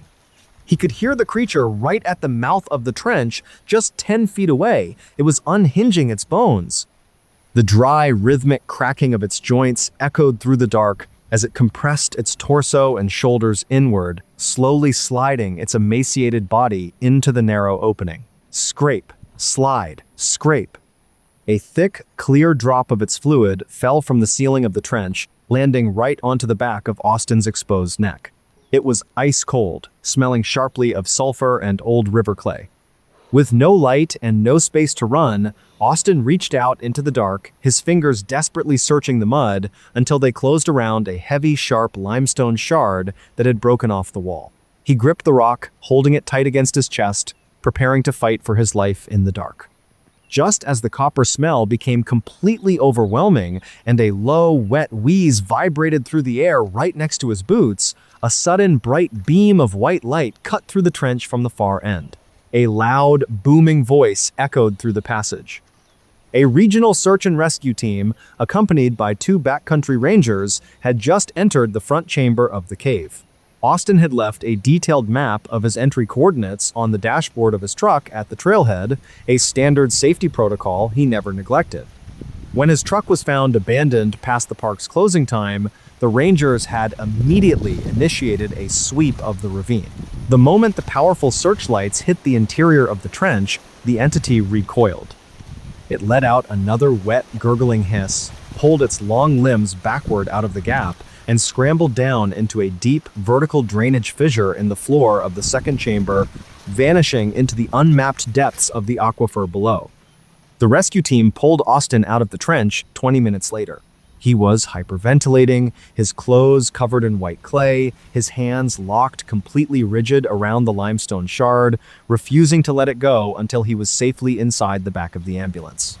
The Missouri Department of Conservation conducted a full structural safety review of the ravine over the following week. When a team of specialized cave rangers descended into the undocumented entry to retrieve Austin's abandoned gear, they discovered that the vertical drainage fissure where the creature had escaped didn't lead to a dead end. The fissure connected straight to a massive subterranean network of flooded conduits that ran for miles beneath the entire Ozark River system. And when the team analyzed the limestone walls around the junction, they found thousands of the long 5-fingered claw marks carved deeply into the stone face, worn smooth by years of water flow. Something had been utilizing the dark, flooded passages of the state park to navigate beneath the feet of millions of unsuspecting tourists, campers, and boaters for generations, completely hidden from the upper world. The state authorities permanently closed the rocky ravine 3 weeks later. A heavy construction crew used industrial explosives to collapse the entrance bluff, burying the horizontal fissure under hundreds of tons of solid limestone boulders, erasing the entry from all official park directories. Austin Briggs never entered a cave again. He resigned from his wilderness guide position, sold his home in southern Missouri, and relocated to a modern high-rise apartment complex in downtown Chicago, Illinois, a place where the ground is covered in miles of solid pavement and the artificial lights of the city never turn off. He managed to rebuild a quiet indoor routine, but the psychological scars of that autumn afternoon remain entirely unhealed. He refuses to enter basements, he cannot tolerate dark rooms, and he leaves a high-powered flashlight on his nightstand 24 hours a day. Because according to Austin, the true horror of the experience isn't the memory of the chase or the creature's upside-down face. The true horror lives in the realization of how fragile our safety truly is. Every time he walks across a tiled floor or hears a faint, rhythmic scratching sound from inside a wall vent, his body goes completely cold. He realizes that humanity is just living on a thin, fragile crust of reality, entirely unaware that deep within the deep dark of the world, something impossible is breathing, chattering its teeth, and waiting for the next light to go out.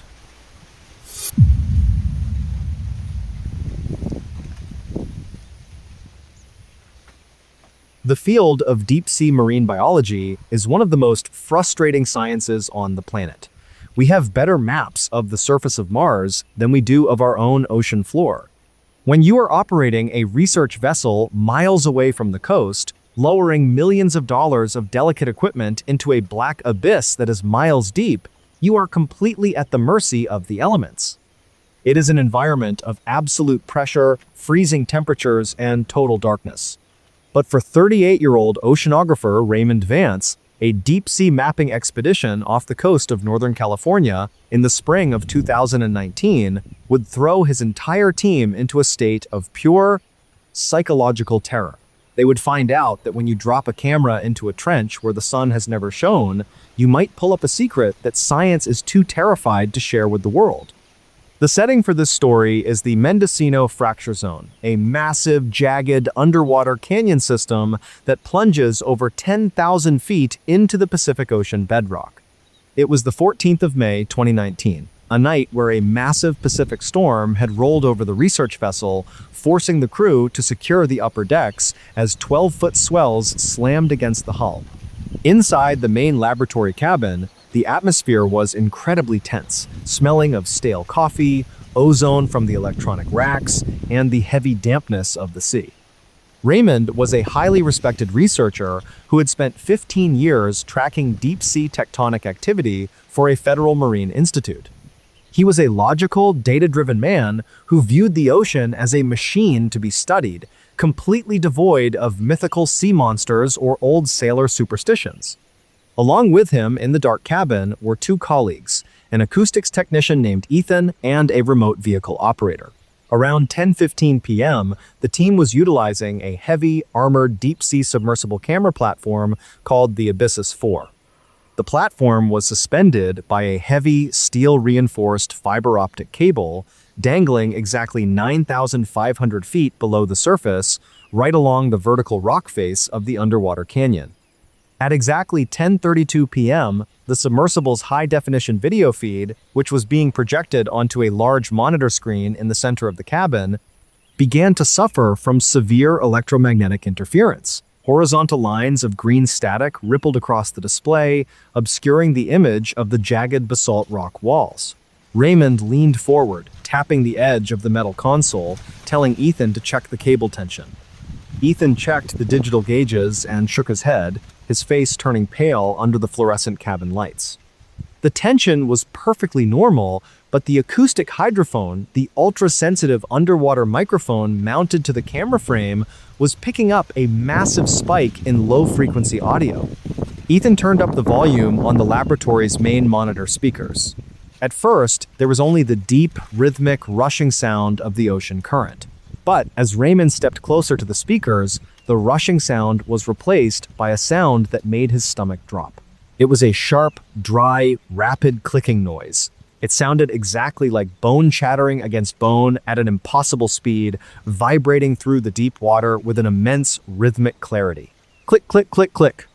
Raymond frowned, stating that a sound like that, at nearly 10,000 feet, was a biological impossibility.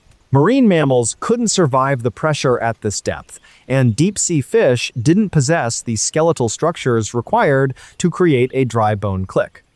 Before he could finish his thought, the remote operator let out a short gasp, pointing a shaking finger at the video monitor. The armored camera platform had drifted into a massive horizontal cavern opening in the canyon wall. The ultra-bright, high-intensity LED floodlights mounted to the frame cut through the black ocean water, illuminating the entrance of the cave. And standing right inside the mouth of the cavern, perfectly centered in the blue-white glare of the lights, was a shape. The creature was towering, its height estimated at well over 7 feet, but its torso was so emaciated that its rib cage and long segmented spine pushed sharply against its skin like jagged ridges. Its flesh was a dull, leathery, bruised gray color, completely hairless and glistened with a clear, thick fluid. Its double-jointed limbs were twice the length of a normal human's, its long arms ending in multi-jointed fingers with sharp black claws that were gripping the edge of the basalt rock face. But it was the head that made Raymond's heart give a violent, uncomfortable thud against his ribs. The creature's neck was long, thin, and twisted at a horrific 90-degree angle, causing its hairless head to hang completely upside down between its broad shoulders.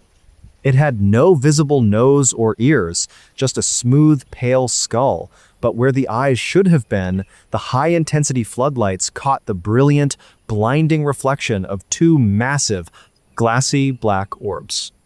The entity was staring straight through the camera lens, its unhinged jaw wide open, revealing a series of jagged, calcified ridges running along its gums as it chattered its teeth to create that deafening clicking sound.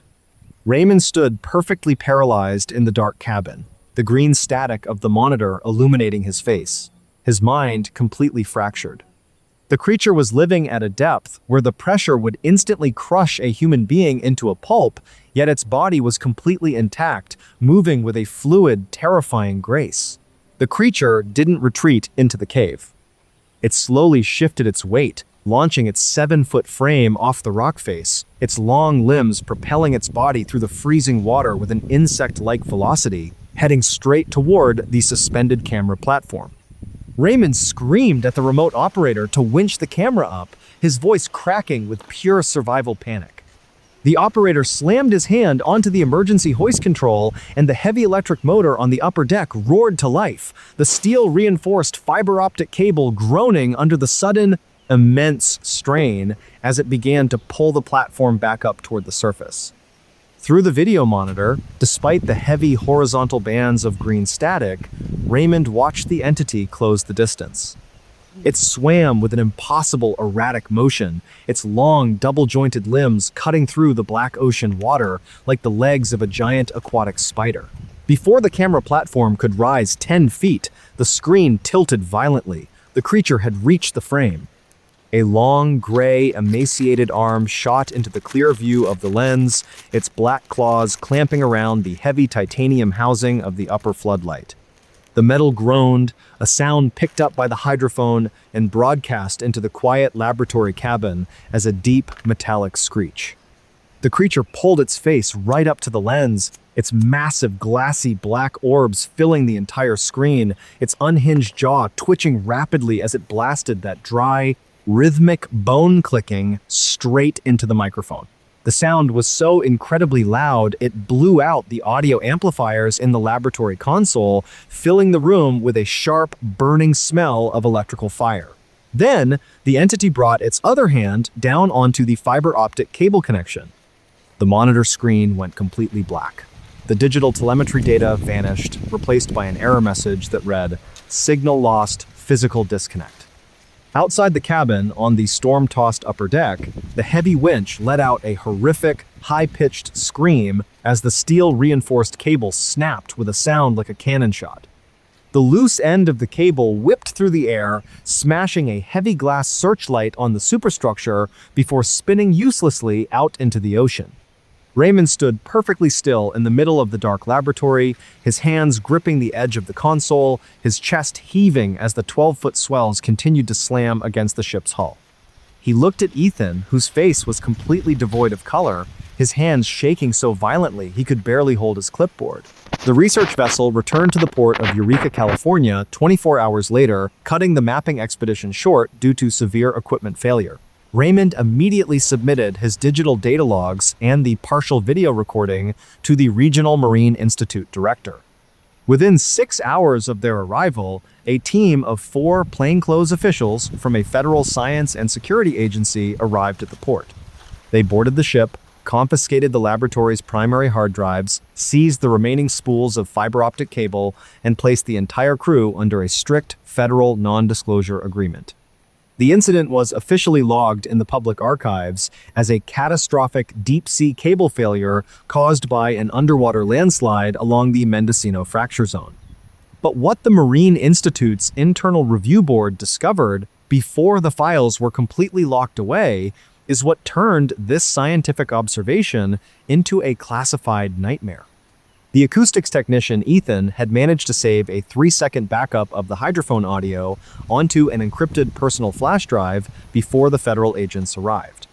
When Raymond and a senior marine biologist analyzed the audio frequency in a private facility weeks later, they discovered that the dry, rapid clicking sound wasn't a random biological noise. The pattern of the bone clicks matched the exact cadence of a highly complex mathematical binary code. When translated through a standard military decryption algorithm, the repeating message inside the entity's clicking didn't contain coordinates or geological data. The short, hand-scratched translation read, "We are coming up." The federal agency permanently closed the marine coordinates around the Mendocino Cavern 3 months later, designating a 40-square-mile zone of the Pacific Ocean as a restricted military testing area, completely off-limits to commercial fishing, research vessels, and public navigation. Raymond Vance never boarded a research vessel again. He resigned from his Oceanographic Institute position, sold his home on the California coast, and relocated to a small, landlocked town in the high, arid plains of western Kansas, a place where the ground is flat dirt for hundreds of miles, the air is bone dry, and the nearest body of water is a shallow irrigation ditch. He managed to build a quiet, routine life as a high school earth science teacher, but the psychological scars of that May night remain entirely unhealed. He refuses to go near lakes or swimming pools, he cannot tolerate dark, quiet spaces, and he leaves a high-powered lantern burning on his nightstand 24 hours a day.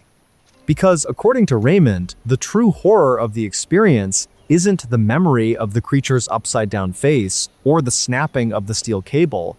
The true horror lives in the realization of what is hidden beneath the surface of our world.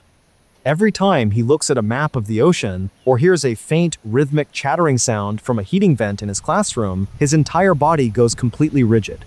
He realizes that humanity is just sailing on a thin, fragile surface of comfort, completely unaware that miles below the waves, in the absolute dark and crushing pressure of the deep abyss, something impossible is breathing, chattering its teeth, and waiting for the tide to turn.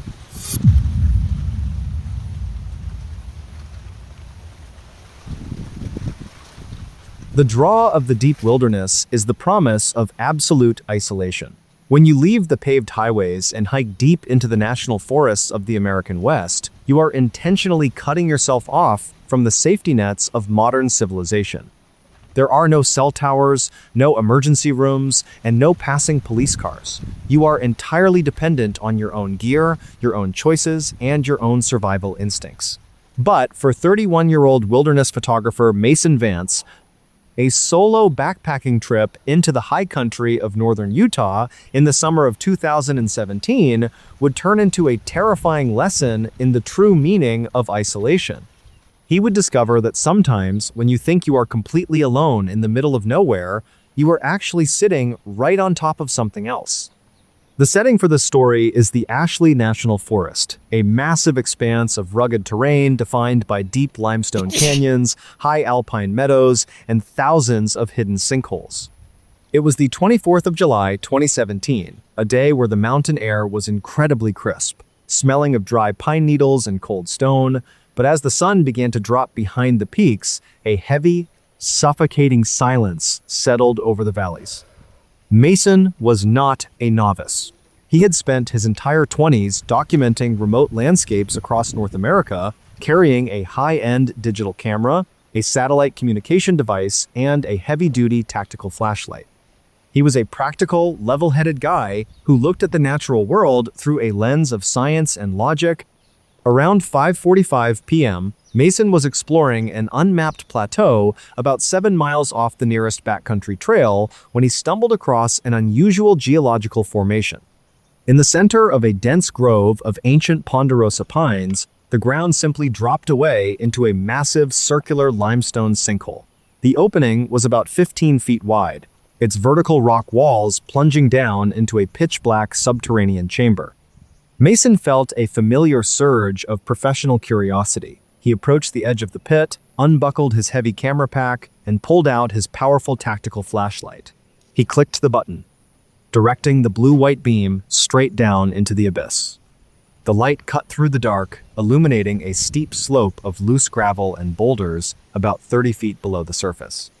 Mason noticed that the back wall of the sinkhole didn't stop at the dirt. It opened up into a wide, horizontal cave tunnel that vanished deeper into the limestone foundations of the plateau. He decided he wanted to capture a few long exposure shots of the cave entrance before setting up his camp for the night. He secured his climbing rope to a massive pine tree, threw the line down into the pit, and slowly rappelled his body down the vertical rock wall, his heavy boots kicking up clouds of white limestone dust as he descended. When his feet hit the loose gravel floor of the sinkhole, the temperature dropped instantly, plunging from a comfortable 70 degrees on the surface to a bone-chilling 45 degrees inside the pit. The air inside the chamber was completely dead, heavy, and smelled sharply of copper, damp clay, and stagnant water. For 30 minutes, Mason sat at the base of the slope, adjusting his tripod and taking high-definition photographs of the ancient stone patterns. The only sound was the rhythmic, distant drip of groundwater striking the pebbles deep inside the horizontal tunnel. Drip.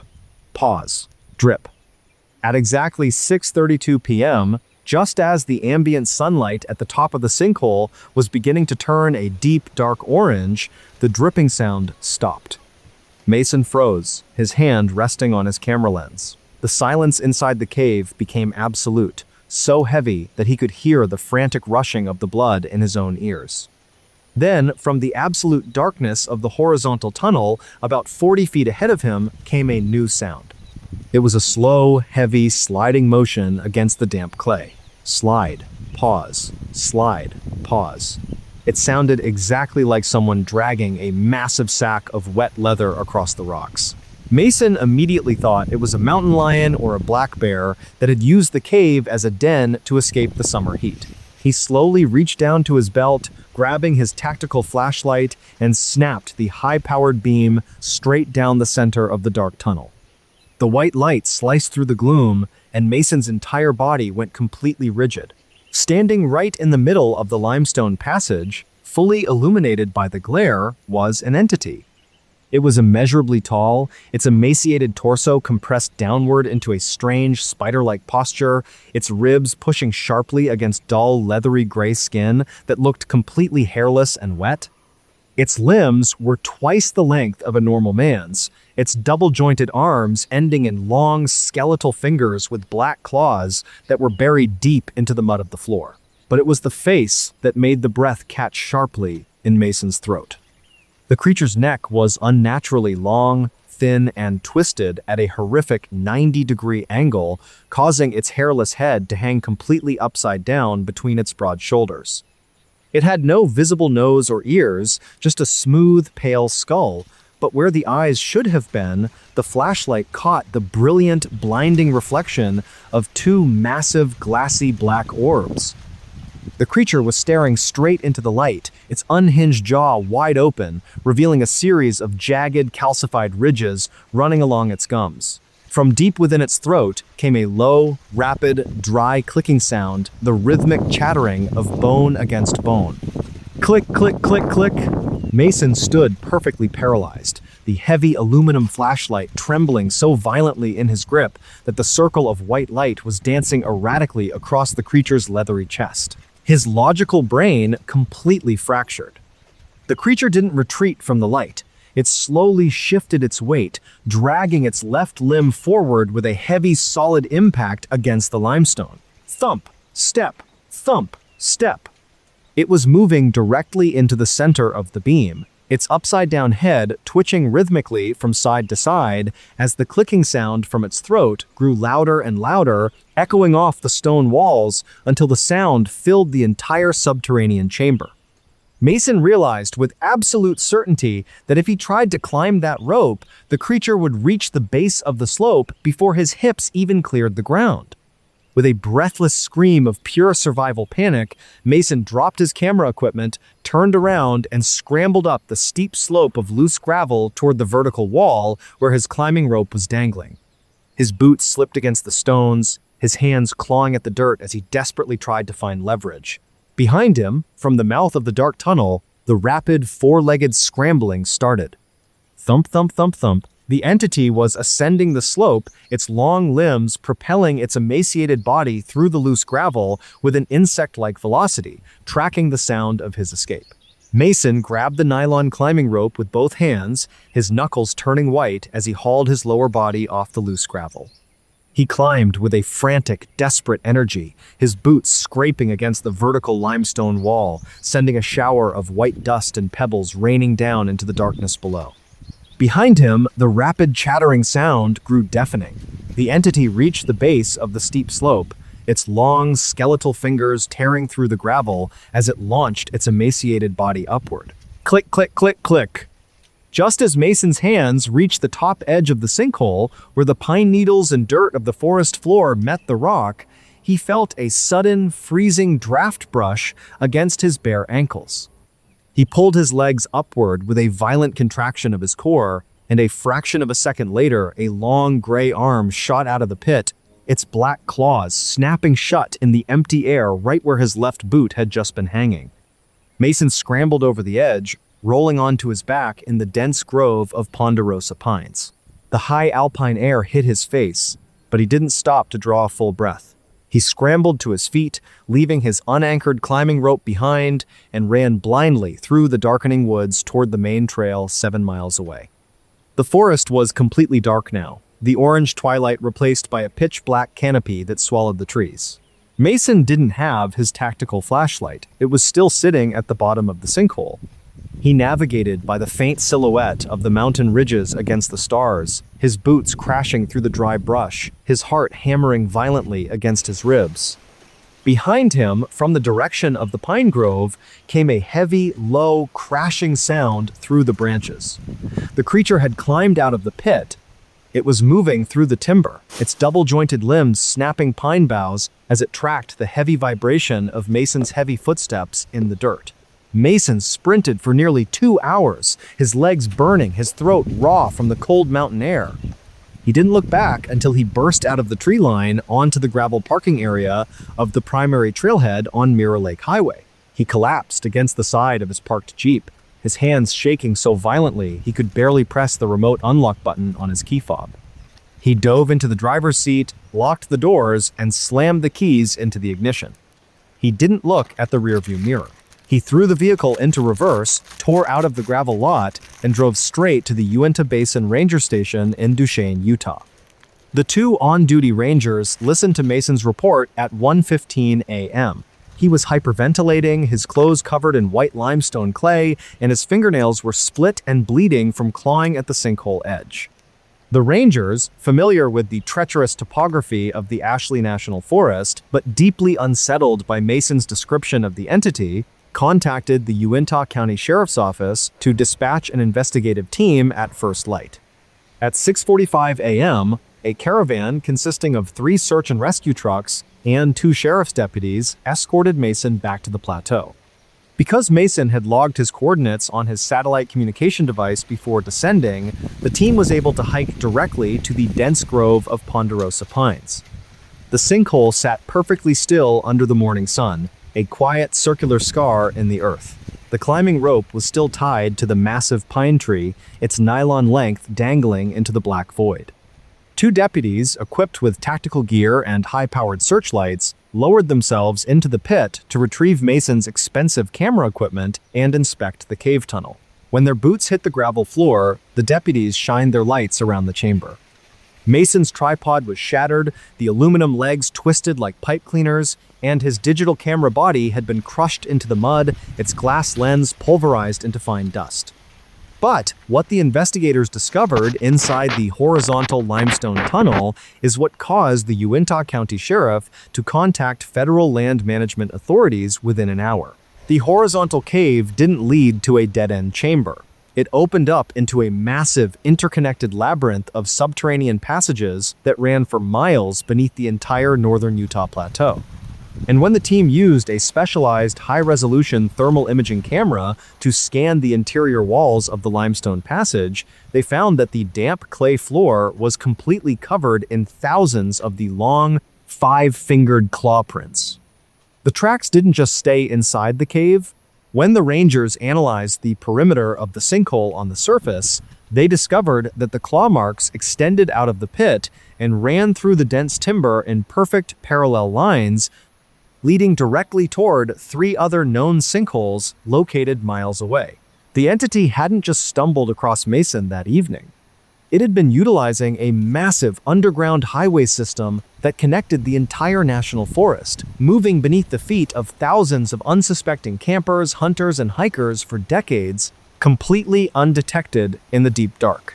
The United States Forest Service permanently closed the unmapped plateau to the public 3 weeks after the incident, citing unstable geological conditions and the risk of catastrophic cave-ins. The entrance to the sinkhole was sealed with a massive, heavy-duty steel mesh grate that was anchored directly into the limestone bedrock with industrial concrete bolts. Mason Vance never went wilderness photography again. He sold his high-end camera gear, canceled his satellite contracts, and relocated to a modern, concrete slab home in the flat suburbs of Dallas, Texas, a place with no forests, no caves, and absolutely no sinkholes. He managed to rebuild a quiet indoor routine, but the psychological scars of that July afternoon remain completely unhealed. He refuses to go near holes in the ground, he cannot tolerate dark rooms, and he uses an electronic security system that monitors the perimeter of his home 24 hours a day. Because according to Mason, the true horror of the experience isn't the memory of the chase or the creature's upside-down head. The true horror lives in the realization of what is sitting right below us. Every time he walks across a lawn or feels the floorboards flex in an old building, his body freezes. He realizes that humanity is just living on a thin, fragile crust of dirt, completely unaware that just a few feet below the surface, something is waiting in the absolute dark, chattering its teeth and listening for the sound of our footsteps.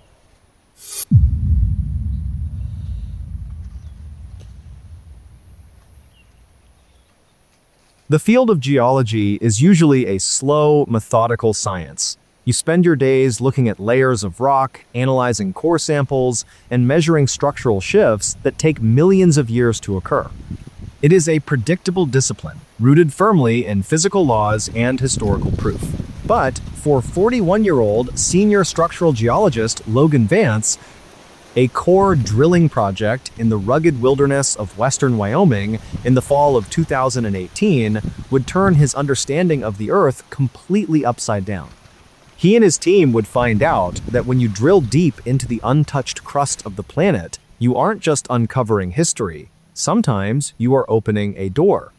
The setting for the story is the Wind River mountain range, an isolated, brutal expanse of granite peaks, deep glacial canyons, and dense pine forests. It was the 14th of September 2018, a day where a sudden alpine cold front had pushed down from the mountains, dropping the temperature below freezing and causing a thick, freezing mountain mist to settle over the drilling site. Logan was leading a 4-person research team under a federal grant to assess the structural integrity of a deep granite fault line. The team included a drilling technician named Chloe, an acoustic engineer named Marcus, and a graduate student. They were operating a massive automated diamond head core drill mounted to the back of a heavy utility truck positioned in a remote rock-strewn basin about 8 miles from the nearest dirt logging road. By 4:15 p.m., The drill had been running continuously for 6 hours, its heavy mechanical rumble echoing off the steep granite walls of the basin. The drill head had penetrated exactly 1,200 feet into the solid granite bedrock, pulling up cylindrical tubes of gray stone that Chloe carefully cataloged and stacked in wooden crates inside their main command tent. At exactly 4:32 p.m., the drill's automated safety system suddenly triggered, causing the entire utility truck to shake violently before the mechanical hum died out completely, leaving the basin in a sudden, deafening silence. Logan stepped out of the command tent, his boots crunching against the frozen gravel, and approached the rig. Chloe was already looking at the digital control panel, her face pale in the pale light of the display screen. She told Logan that the drill head hadn't jammed against hard quartz, it had dropped. The sensor reading showed that at precisely 1,204 feet, the diamond bit had punched through the solid bedrock into a massive, completely unmapped subterranean void. A void at that depth in solid granite was geologically impossible. Intrigued, Logan instructed Marcus to lower a specialized high-definition borehole camera down the shaft. The camera was attached to a heavy spool of fiber optic cable, equipped with an array of ultra-bright LED lights and a highly sensitive directional microphone meant to pick up seismic vibrations. For 10 minutes, the team stood inside the dark command tent, watching the video monitor as the camera descended down the narrow 4-inch wide borehole. The screen showed nothing but the smooth, gray, vertical walls of drilled granite passing by at a steady pace. 1,200 feet, 1,201, 1,203. Then the gray stone walls vanished. The camera broke through the ceiling of the void, entering a vast, pitch-black space. The ultra-bright LED lights cut through the darkness, but they couldn't find the floor or the walls of the chamber. The void was immense, an underground abyss that defied any geological explanation. Marcus adjusted the acoustic audio feed, turning the volume up on the tent's monitor speakers. At first, there was only the faint, high-pitched hiss of static. But as Logan stepped closer to the screen, the static was replaced by a sound that made the hair on the back of his neck stand up. It was a low, rhythmic vibration. It sounded exactly like the wet, slow, heavy breathing of an incredibly large pair of lungs. Logan frowned, telling Marcus to check for a technical malfunction or a wind tunnel effect from the surface. But before Marcus could touch the audio dial, the camera's video feed flickered violently. The camera had descended 20 feet into the void when the directional microphone picked up a new sound. It was a sharp, dry, rapid clicking noise. It sounded like bone chattering against bone at an impossible speed. Then, the camera's automated motion tracker triggered. The digital green box on the monitor screen snapped toward the very edge of the light beam, focusing on something that was rising up from the darkness below the lens. Logan leaned forward, his hands gripping the edge of the metal table. Emerging into the blue-white glare of the borehole lights was a face. It was immeasurably long and emaciated, its gray, leathery skin stretched so tight over the skull that the white bone structure underneath was visible through the flesh. It had no nose, no ears, and its unhinged jaw was wide open, sliding rhythmically from side to side to create that horrific clicking sound. But what made Logan's blood turn to ice were the eyes.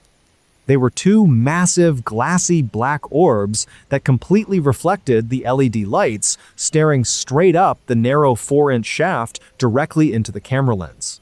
The creature didn't just look at the device. With a fluid, terrifying velocity, it raised a long skeletal arm, its multi-jointed fingers ending in sharp black claws, and gripped the camera housing. The monitor screen exploded into green static, and the fiber optic cable on the heavy spool outside began to spin backward with a violent, snapping force as if something in the deep dark was pulling the line down. Marcus screamed, reaching out to hit the manual emergency cutoff switch. The cable snapped with a loud report, the loose end whipping through the air and tearing a gash into the fabric wall of the tent. Logan stood paralyzed, the sound of the creature's wet, chattering, still echoing faintly through the dead speakers. He looked at Chloe, whose eyes were wide with pure survival terror. He told the team to abandon the equipment, get into their secondary transport SUV, and drive back to the ranger station immediately. They scrambled out of the tent into the freezing mountain mist. The darkness had fully settled over the Wind River Basin, the towering granite peaks silhouetted against a starless sky. As Logan reached the driver's side door of the SUV, he stopped. The heavy core drill rig, mounted to the utility truck 50 feet away, was shaking. The thick steel stabilizers dug into the frozen ground were groaning under an immense upward pressure. From inside the narrow 4-inch borehole on the ground, a low, wet, rhythmic chattering sound began to rise, vibrating through the solid stone of the basin. The entity wasn't staying down in the void, it was climbing the shaft. The steel stabilizers of the drilling truck gave out with a deafening metallic snap, the heavy frame of the vehicle listing violently to the right as the ground beneath it began to buckle. Logan did not hesitate. He threw open the SUV door, screaming at Chloe and Marcus to get in. They dove into the back seat just as a thick, viscous cloud of gray dust and putrid air erupted from the open 4-inch borehole, smelling sharply of sulfur, copper, and ancient rot. Logan slammed his foot onto the accelerator, the tires screaming against the frozen gravel as the SUV lunged away from the drilling site. Through the rearview mirror, under the pale glow of the vehicle's reverse lights, Logan watched the drilling rig. The heavy steel drill pipe, which extended 1,200 feet into the earth, was being pushed straight out of the ground. It rose like a massive skeletal finger, bending and snapping under an impossible upward force from below. And then the truck itself was flipped completely onto its side as the earth around the borehole fractured open. Logan accelerated down the narrow, unpaved logging road, the headlights cutting through the thick mountain mist. The road was a treacherous labyrinth of sharp switchbacks and steep drops, but he drove with a frantic, reckless speed, completely consumed by the need to put distance between his team and that basin. In the back seat, Marcus was hyperventilating, his hands clamped tightly over his ears as if he could still hear that wet, rhythmic clicking echoing through the air. Chloe was staring out the back window, her body shaking violently in the chill of the cabin. They drove for 45 minutes in absolute silence, the SUV bouncing brutally over the ruts in the dirt road before finally hitting the paved surface of Highway 191. Logan didn't stop at the local ranger station. He drove straight to the Sublette County Sheriff's Department in Pinedale, Wyoming. The responding deputies took their statements in separate interrogation rooms. The story sounded completely insane, a 7-foot, emaciated creature climbing out of a 1,200-foot deep borehole in solid granite. But Logan's status as a senior geologist and the sheer physical trauma visible on the faces of his team forced the sheriff to take the report seriously. At dawn, a tactical sweep team consisting of 6 armed deputies and 2 federal land rangers escorted Logan back to the remote basin to secure the government property and assess the site. When the caravan of vehicles rounded the final ridge and entered the rock-strewn basin, the scene was completely dead. The mountain mist had cleared under the morning sun, revealing the true extent of the destruction. The heavy utility truck was resting on its side, its chassis twisted and broken. The automated core drill was completely destroyed, the diamond head bit shattered into hundreds of pieces across the gravel. But what the federal investigators discovered when they approached the actual borehole is what caused the entire project to be classified under an immediate national security protocol. The 4-inch hole in the granite bedrock was no longer 4 inches wide. The solid, ancient stone had been violently widened from the inside out, fractured into a jagged 3-foot-wide chasm. The interior walls of the upper shaft were covered in deep, parallel gouge marks that had cut straight through the solid rock, as if something with diamond-hard claws had dug its way up the 1,200 feet of vertical granite. Furthermore, when the forensics team analyzed the command tent, they found Marcus's digital monitor screen resting on the metal table. The glass wasn't just cracked, the surface had been deeply etched from the outside with a single repetitive pattern. When the technicians ran a light scanner over the etched glass, they realized it formed a crude, terrifyingly precise anatomical drawing of a human heart, with a small X marked right in the center of the left ventricle. The entity that climbed out of the Wind River void has never been captured or sighted since that morning. Within 48 hours of the incident, a convoy of unmarked federal vehicles arrived at the basin. A specialized engineering crew poured 40 tons of industrial-grade liquid concrete directly into the fractured chasm, sealing the entrance to the void under a massive, reinforced block that was subsequently buried under hundreds of tons of loose granite boulders. The federal grant was canceled, the geological data was seized, and Logan and his team were forced to sign strict, lifetime non-disclosure agreements. Logan Vance never looked at a core sample again. He resigned from his university tenure, sold his home in Wyoming, and moved to a small coastal town in southern Florida, where the geology consists entirely of shallow sand, coral reefs, and water, a place where the deep, dark interior of the earth cannot be reached by a drill.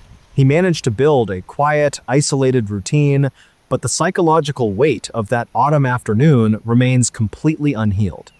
He refuses to enter basements, he cannot tolerate the sound of mechanical drilling of any kind, and he uses an electronic noise-canceling system in his bedroom just to sleep. Because according to Logan, the true horror of the experience isn't the memory of the creature's face or the static on the screen. The true horror lives in the realization of what is happening beneath our feet. Every time he feels a slight tremor from a passing truck or hears the low hum of distant machinery, his body freezes.